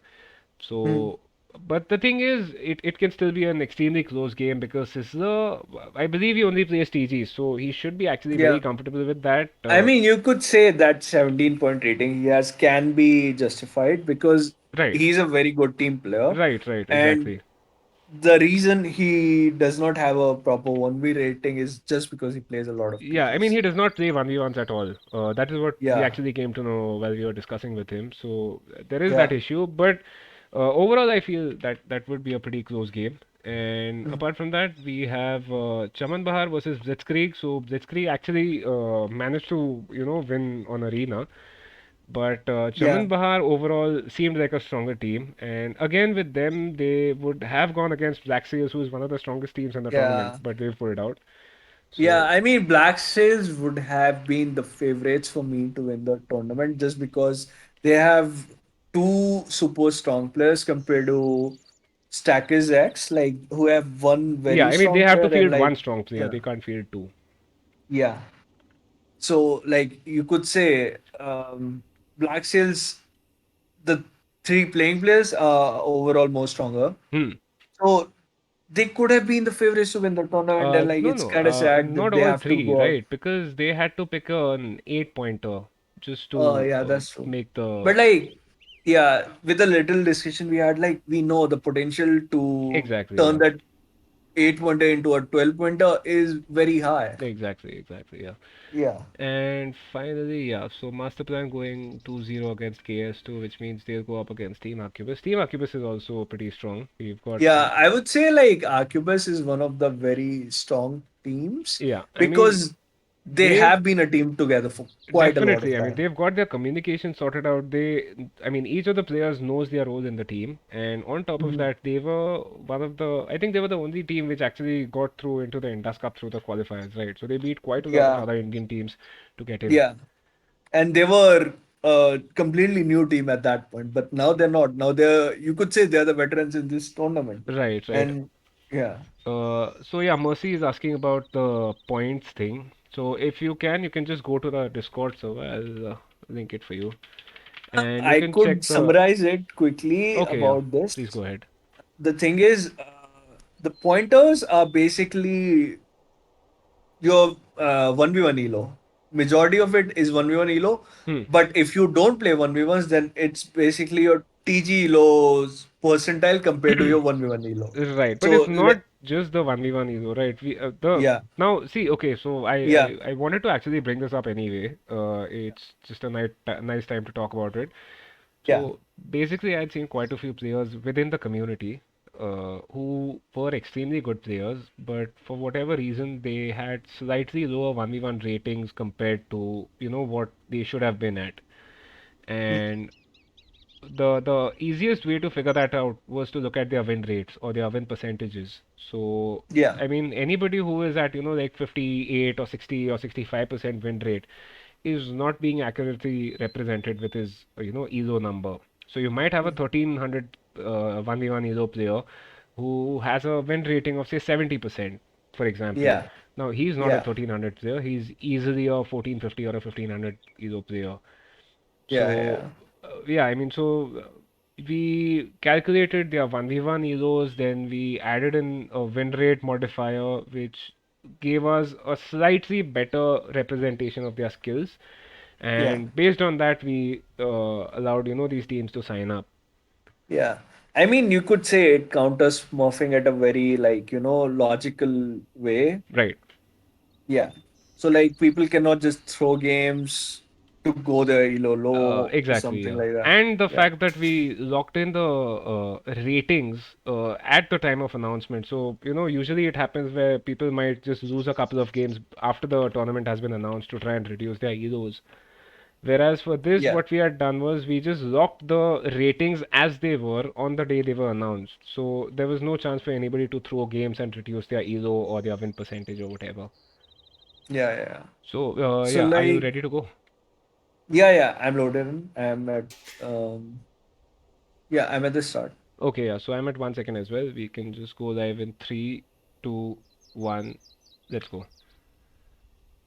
Okay, so we'll be playing this game on Team Acropolis, and I Okay. believe this would be Supremacy's home map, considering they lost the previous game due to an Yeah, admin yeah. win. This should be Supremacy's home map, and this is game three. Yeah. So what happened on game one and game two, I'd like to say is I'm pretty sure Supremacy won both the games, but in game two there was a bit of slinging in Castle Age, so that gave the other team an admin win. Yes, exactly. Yeah, thanks. Yeah, Thanks for reminding me, guys. I believe I have switched it now. uh, Talking about the points thing just distracted me way too much. So, anyways, I guess we can just start talking about the teams here. We've got for Supremacy, we have Goko playing as the flank with Tatars. We've got Mr. Questionable playing as the Magyars. I'm interested in seeing what his strategies will be. And finally, we have yeah, Lord Bolton, who is playing as the Mayans. So, yeah. I mean, some pretty nice saves. Tatars with the new patch, they are an extremely nice save to play with. Yeah. And And all that hill bonus coming oh, in yeah, yeah, on this exactly. map On is this map, very good. Like most they can definitely. defend like hell. Definitely, definitely. Yeah. And okay, so on the other side, On the other side, you have Japanese, humans, I think, yeah, so and that's Lithuanians. yeah, so So that's those Jap. are three. Yeah, those are three very like you could say all of them have cavalry bonuses. Yeah, Like I think Japanese have fully Japanese don't get any upgraded cavalry cavaliers. bonus, right? No, they don't have any cavalier bonus, but they have fully upgraded cavaliers, I believe. Okay. Yeah, so but they have fully upgraded Ablasts. So Yeah, yeah, I'm pretty sure they will go into that route. yeah. But yeah, Lithuanians and Cumans, I would say I do like the Cumans pick on here. Like it's pretty mobile. You can actually switch into cav archers if you Hmm. want. Get the Kipchaks. Yeah, I kind of like it. But yeah, so let's talk about the map a bit. I And mean, this like, is yeah, standard team Acropolis with small wood lines everywhere else. So scouts can be pretty deadly on this map. yeah. But I would say it's a pretty easily wallable map. So would you think like scouts can actually get in there? Yeah, yeah, definitely. Mm. So, for example, let's say if you are talking about supremacy, we've got Dr. Questionable who is playing as the Magyars, right? So, Magyars, something like a 19 or 20 pop scouts build, can easily Yeah, go and get in. Because, yeah, okay, so here's the thing with Warwolf's team, the sort of woodlines that they have in the front means that it is going to be extremely difficult to, wall it up. Like, there are so many small holes here or there. You've got yeah, yeah, holes here, you've got here, here. So yeah, this is going to be extremely difficult to wall off for these guys. yeah. And yeah, I mean, like I said, I Magyar scouts think, yeah, deadly. yeah, go on. No, no, yeah. I mean, like I'm saying, Magyar scouts can be pretty deadly. Scouts in general would be quite deadly on this map, but Magyars, yeah, there's no reason why you Yeah, wouldn't do that. I would like. I don't think Mayans can actually do much here, like unless they're going for a Eagles double rush. Your voice is cutting out. Hello. Yeah, better Yeah. now. Can you hear me? Yeah, Okay. yeah, So I'm saying like Magyars would probably want to go FC on this because I don't think going feudal archers can do a lot because it's going to take forever for you to build enough archers if the opponents are going yeah. FC Right, or right. something. I mean, you Yeah. can just go FC into crossbows. Yeah. That is definitely possible. But Yeah. I mean, see, here's the thing. Supremacy on paper is the stronger team. In their performance, we saw that they were the stronger team. Hmm. It was just unfortunate where, they broke the rule and basically got an admin loss on their side. Yeah. So, I Yeah. mean, in general, if we are talking about Mayans being able to do anything or not, I would expect that those guys should be able to do something with the Yeah. civilization that they have. And I mean, Yeah. as I say that, we have Mr. Questionable who is already clicked up to feudal age. Yeah, and I don't think there's any signs of walling from Wolves' side right now. So I don't think they're actually gonna even try to wall here. Yeah, yeah, I like this strategy. I would definitely prefer that strategy. yeah. But yeah, I am honestly, yeah, you should be walled, but at Wait, this wait. point, Zexseed is already collecting gold. Why would you do um, that in the Dark Age unless you're going for some sort of an FC build? And even then, it's way too early to start collecting gold. yeah, I think Zexceed was the lowest level Yes, player who they yes, were playing he was. pocket. Yes. So, I mean, he is on 23 wills. He can actually click up right now. But yeah, he's gone up way too soon. He does not have Loom, I believe. So he's definitely thinking to go FC. Yeah, Um, yeah. Zexseed is going for FC. I mean, I just feel that collecting this much gold this early makes no sense. Like he's placing a bunch of farms now. He should be able to click up at some point. I mean, he's got yeah. almost 700 food now. Yeah. I The think these are build order issues. He's got Yeah. like 9 people on berries. They're actually going to be idle for a while after that. And I think he won't have the wood for buildings when he goes up. Hmm. Uh, no, actually, I he see, might. I He's see. got six villagers on wood, so wood should not be an issue for him. Although at this point, he has just 82, 92 wood. Yeah, I mean, you look at his build, he already has enough food right now, so that's a completely a build order issue right now. But wait, he's Oh wait, producing am I more looking at the villagers. wrong right? Yeah, I'm looking at the right guy. Yeah, I mean, see, he's at 24 pop. He might be going for a 26 or a 27 pop. I mean, Yeah, by that point, yeah. So now he's got a bunch of seems idle so. villagers, which he is sending forward. Okay, so where are these guys going now? I think they're just gonna make a lumber camp over there. Uh, Personally, I would Oh not make it here right now. Oh, that's no, a I bad lumber mean, camp. I mean, is you've that a got lumber these camp? No, villagers. that's a mill. Ah, okay, he's milling the deer. That's just true, dear. Though I'm pretty sure Stealthy Chakram were pushing that deer. Yeah, and yeah, so there's that, and the fact that uh, he's He is got an still not idle clicked up. TC. Yeah, he's got an idle TC. Now he's getting zoom and clicking up. So let's just see how long his TC was idle. 2 minutes and 11 Yeah, seconds of idle time on this it's TC. already 12 minutes. I think he'll reach at 15 minutes, he'll reach feudal. And And by the time he reaches castle, it's actually like a person who goes scouts into nice uh, is able to reach Goku's castle. already sent 3 scouts forward, by the way. So Goku apparently has 4 scouts. Yeah, there's the fourth one. Yeah.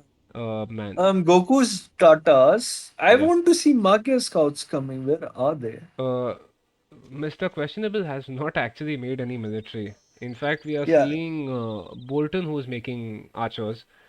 How many rangers yeah. does he have?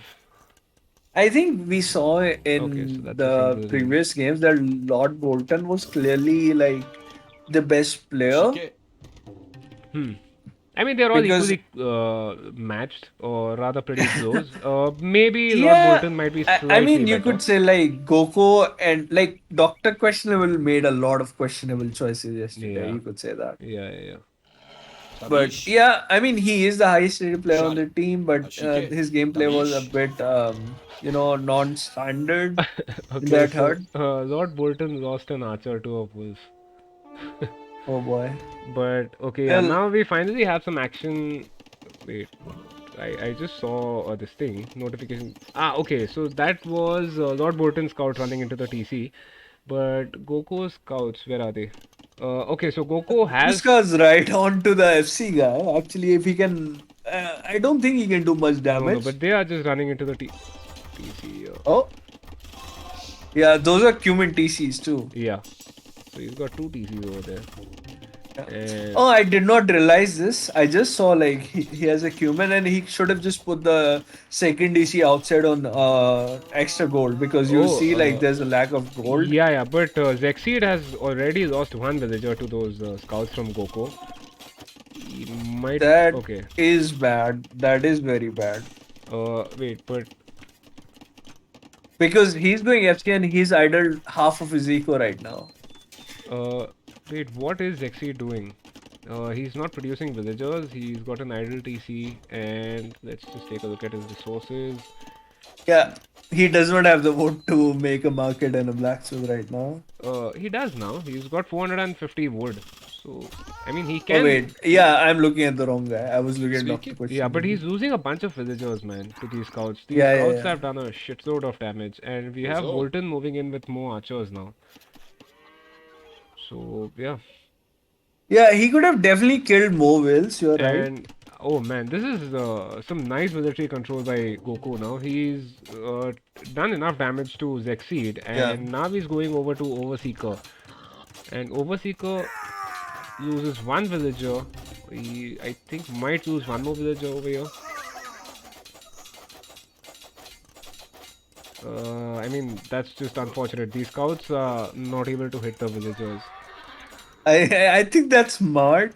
But yeah, like this is what this map can handle. Like there's a lot of these Uh, holes, but these are like single tile holes. but by the way, Bolton is bringing two wolves towards Stealthy Chakram's base. Oof. Uh, I mean, they won't do anything, of course, because Wait, is he Stealthy doing Chakram it can on just purpose? garrison his TC and kill the wolves. Yeah, yeah, yeah. But I mean, why do that when those They, wolves are taking care of the archers, right? Because that is what we are seeing here. Yeah, no, they're actually gonna latch onto the villages, but yeah, they'll die to the TC. yeah. But I mean, they did some work for Stealthy Chakram. Yeah. And So there's a funny thing I would like to tell about my brother. We were playing Age of Empires once, okay, and what I did was like send a couple of man at arms and just I think it was a gold rush map, and okay, I took like a lot of villages to his base. right, After right. that, he only played Magia so he can kill the wolves in one hit. Oh, okay. But yeah, Yeah. I mean, I on would Gold like Rush, yeah, it can be a pretty amazing strategy. yeah. The Wolf Rush. Okay, but wait, what is Zexy doing?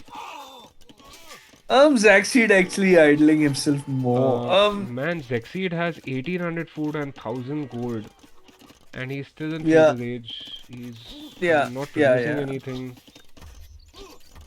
Yeah, this is not looking good for them.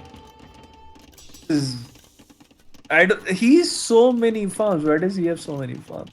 It's N- 12 farms right no, now. no, the issue here is Zexseed does not have the wood. He's got 2000 food and 1000 gold, but he's not able to click up because he cannot build a second building. Yeah. I think they can actually finish the game right here, right Yes, now. yes, Like most the definitely. Cuban guy is booming. That's okay. He's not gonna be able to do much for a while, and I think both Zexceed and Overseeker can not take this much damage. Yeah. And so we finally have Dr. Questionable's Knights. I Yeah. assume they will go forward at this And point. yeah, all the archers from Overseeker are actually gonna die to those knights if they get caught right now. Yeah, yeah. But I mean, here's the thing. Zexseed is pretty much dead at this point. I mean, Yeah. I'm pretty sure they expected him to die right now. No, but Like, yeah. man, why just take some villagers of food or gold and put them on wood, man? Click up. Like it, this will almost be like a 28-minute castle age time now. For a fast Yeah. castle, this is. I mean, what can I Yeah. say? I mean, a good strategy here would be you go fast him from here and just sling. Yeah, you can actually do that. Talking about it, but Because the way he's playing, I don't think he's actually gonna be able to do anything else. wait, is he building another building now? Because, oh, man, There's a ping from Stealthy Chakram. I don't know what his single scouted over there. But yeah, Lord Bolton has crossbows and Zexid still is in this castle edge. It's uh, 24 minutes. uh, Yeah, yeah. wait. Zexy still hasn't clicked up, right? No, he has not, and he's idle. He still does not have a market and a blacksmith, and I don't see any wood coming from No, him. but He's dropping more houses. Zexseed has. Ah, right. So Mercy is actually bringing up a very good point here. He might have the auto farming thing on, where it automatically Uh, requeues the farms, and because of that, he's not able to collect the wood to, build another building. you're Hmm. right. That could Yeah, actually that be the case could here. actually be the But case. the thing is, he has dropped a stable here. He Yeah. did not go for a market, which he really needs right now. Uh, yeah. I mean, he can pump a shitload of knights with the resources that he has, but unfortunately, he Yeah, has just one stable. And now we have yeah, Doctor Questionable coming in with his knights. yeah. So Stealthy Chakram Um, does have knights to defend against it. no, Seldi Chakram does not have knights here. No, he does have knights. He's kept his knights right between his and Zexeed's TCs. Wait, Yeah, but are you then sure we those? have Lord Bolton coming in as Wait, well with his crossbows, and Overseeker's archers are going to die here pretty quickly. yeah, yeah. Was looking at Overseeker's base actually. Yeah, I'm messing up a lot. Not looking at the right things. I mean, there's a lot of shonky stuff going on here anyway, so Yeah, okay, we those finally knights are actually gonna die.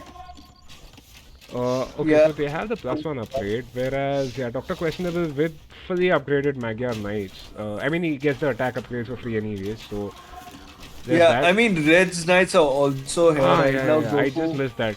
So I Yeah. mean, it's almost a GG at this point anyway. Like, Um, Stealthy yeah, I Chakram mean, actually has the eco advantage right now, but like the thing is like his army cannot do much, and Jax is instantly gonna die here. I think yeah, Stealthy Chakram Zexseed, wants I don't to. believe he'll be able to do anything here. Like, as Indian is saying, Chakram can imp, but do what with that, man? I mean, No, no, no. He does have the eco to go imp and everything, no, but and do what? he. You've got, Yeah, it's basically almost a 2v3 right now.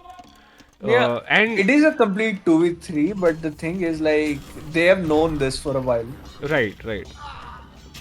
and they've not made any army that could actually help you right Yeah, now. I mean, if Zexeed is watching, I just want to mention this. Like your build orders need work, most definitely. But if you did this thing where you had the automatic farm reseed on, just make sure you don't have that on because that can completely destroy your build orders. Because you won't have the wood required to place the buildings, basically. I think the biggest issue would be Exceed really needs to communicate with the team, and the team really needs to communicate with him.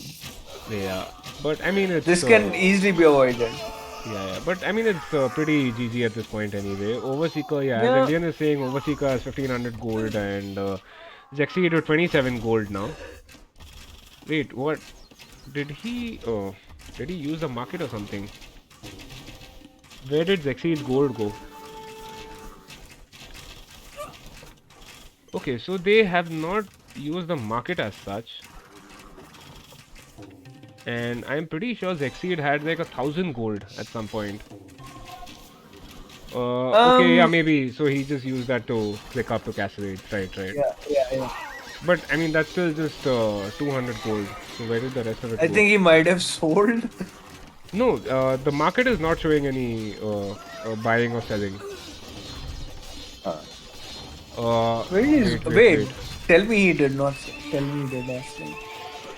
No, Oh no, he my hasn't god. slung. Nobody has slung yet. Okay. Then where did his gold vanish Yeah, like I that? mean, there's no sending or receiving that has happened. It's just the market uses that Dr. Bolton has done. Nobody else. Yeah, but where are those knights then? Did they instantly die before they came out? Because I don't see any knights from him either. That's like two or three knights. Yeah, I mean, I just think. His actually military count has been 16. So maybe. Okay, and Stealthy Chakram has moved out of his base. He's got a bunch of TCs. Let me just count how many TCs he has. Okay, so Stealthy Chakram is at 4 TCs. Meanwhile, on the other side, everybody else at 3 TCs. Well, I mean, on Wobble Yeah, side. they have expanded very well. They know the map. They've Oh, expanded outside, taking the wait, no, goals. no. Overseeker does not have zero wills. Ah, okay, zero wills working. Right, right, right. Wait, did he call it or what? No, no, no. Overseeker has 10 on food, 6 on wood, and 5 on gold. Here we go. Yeah, Zexceed's on 12 wins right now. 14. Ah, okay. A minute ago.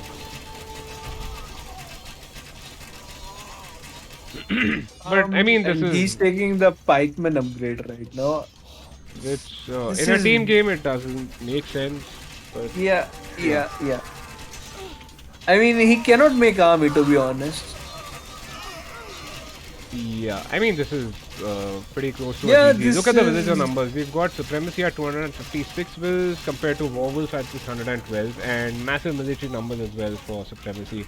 Hey I William, mean, welcome man. Welcome to the Doctor stream. Questionable is more villager than like if you add up all numbers from Wolf right now. So yeah, it's a bit sad.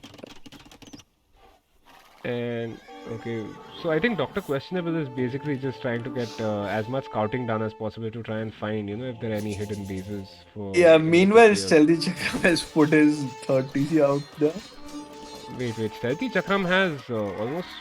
I mean, he had 4 TCs. I believe he might have got 5 TCs by now. One, two, wait, did he have 4 TCs? No, Yeah. Stealthy Chakram had 4 TCs for quite a while now. oh yeah, I missed that TC that he has at the. Yeah, he's got 2 Yeah, TCs outside his. but his Wait, units, what units are he making? He's making camels and knights. Camels is actually not a bad choice given the number of knights they had in the base.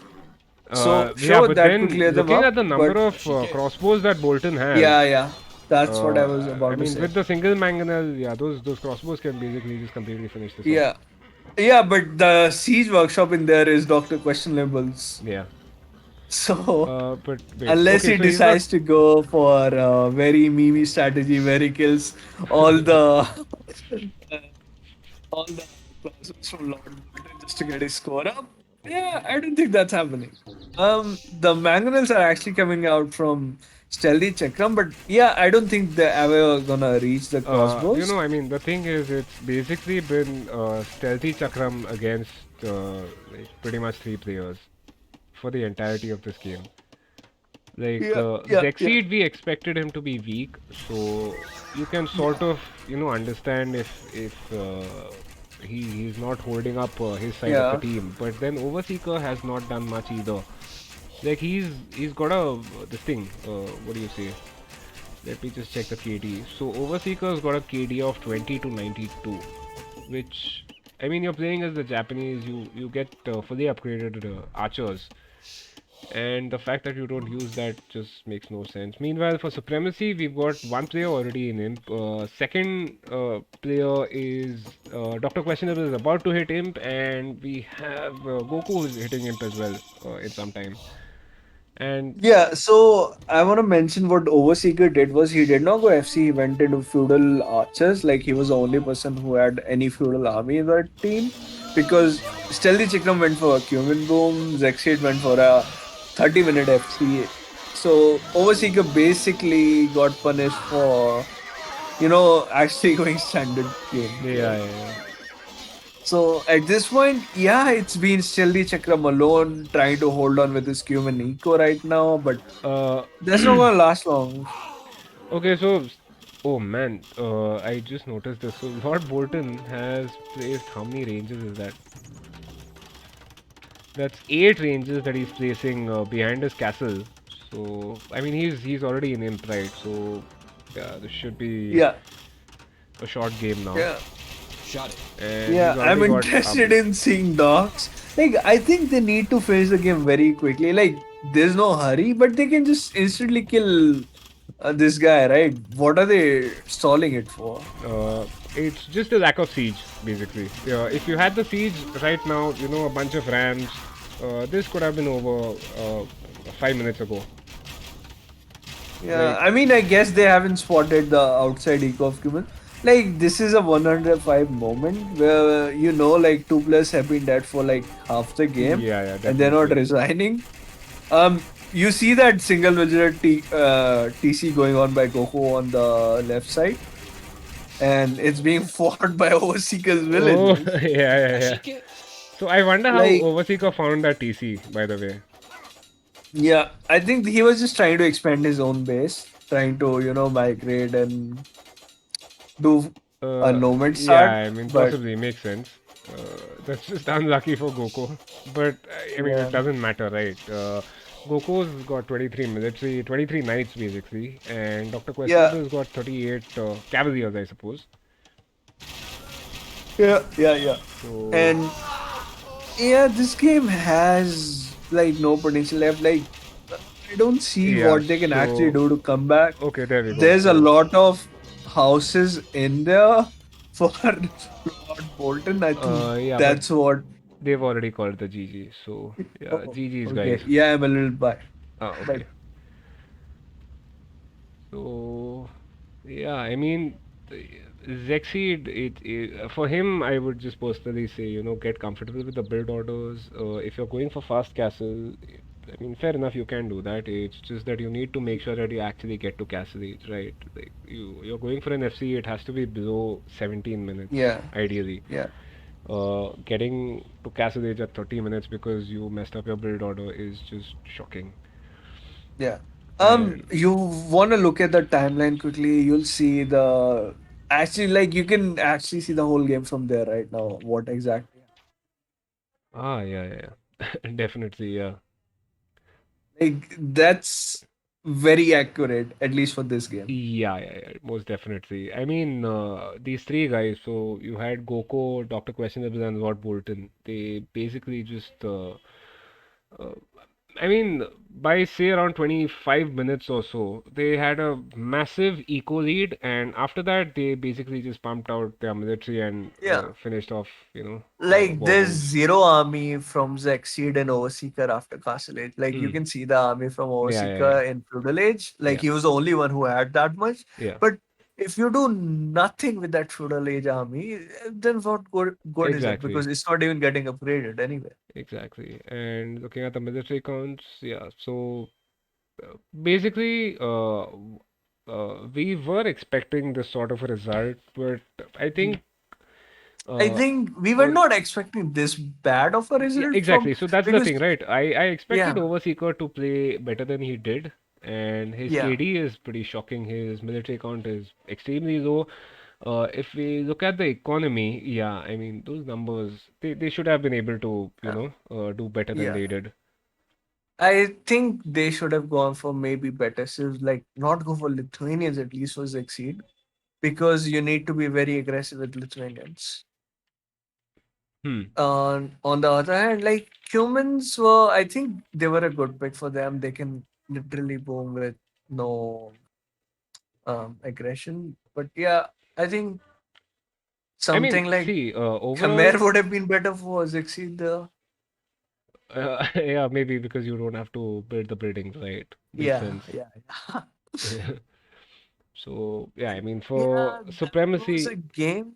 sorry? That was a game that was decided itself, like, by minute 15. Hmm. Yeah, yeah, yeah. I mean, the moment we sort of saw that, Zexeed was not getting to Castle Age anytime soon, it was over. Mhm. And Overseeker as well, 26-minute Castle Age is, yeah. On the Yeah, other side for Supremacy, we've got two players, 22, 23-minute Castle Age, and Dr. yeah. Questionable. I mean, that was pretty Um, slow for Dr. Questionable as well because he went for an FC. He did not produce any feudal military. no, he did not go for an FC. The thing is, I think he went for like feudal upgrades and just did not make any army But yeah, though. but to what end? I So mean, yeah, if you're not making military, you might as well just get the tech advantage as soon as yeah, possible, yeah, right? yeah. So, I mean, this is a sort of strategy MPL usually does. Like he just goes up hmm, and takes the feudal upgrades, hmm, does not make any army, and yeah, okay. And I mean, at least he got the highest number of villagers, so there's that. yeah, Zexeed, unfortunately, did not cross 30, which yeah. I is, think that's his actual dark age. yeah, Will possibly, yeah. So, let me just update the brackets, and that's two for Supremacy and one for Werewolf.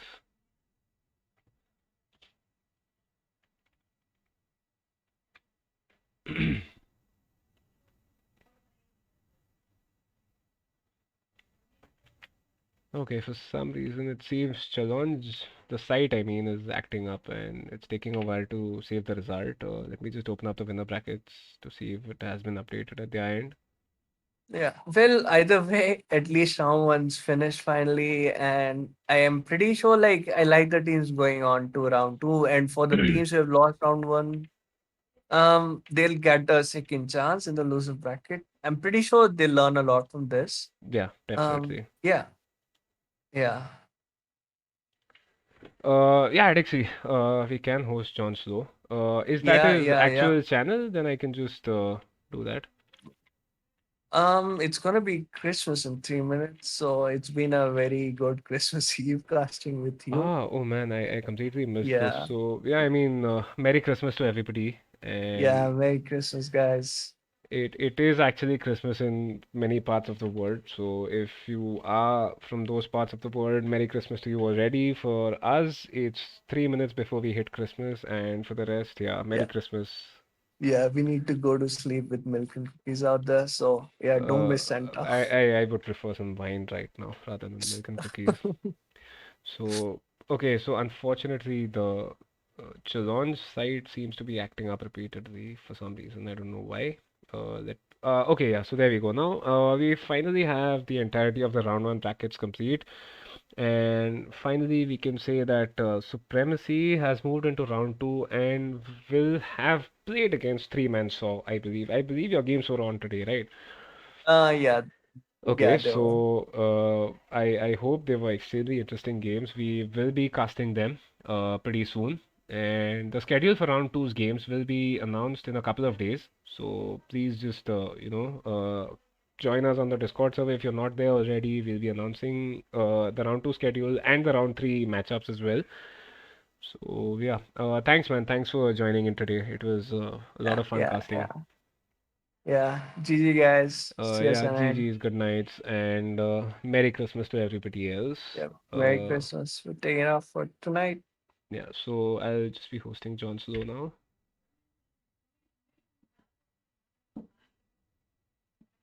and yeah, so chalo, bye bye, good night.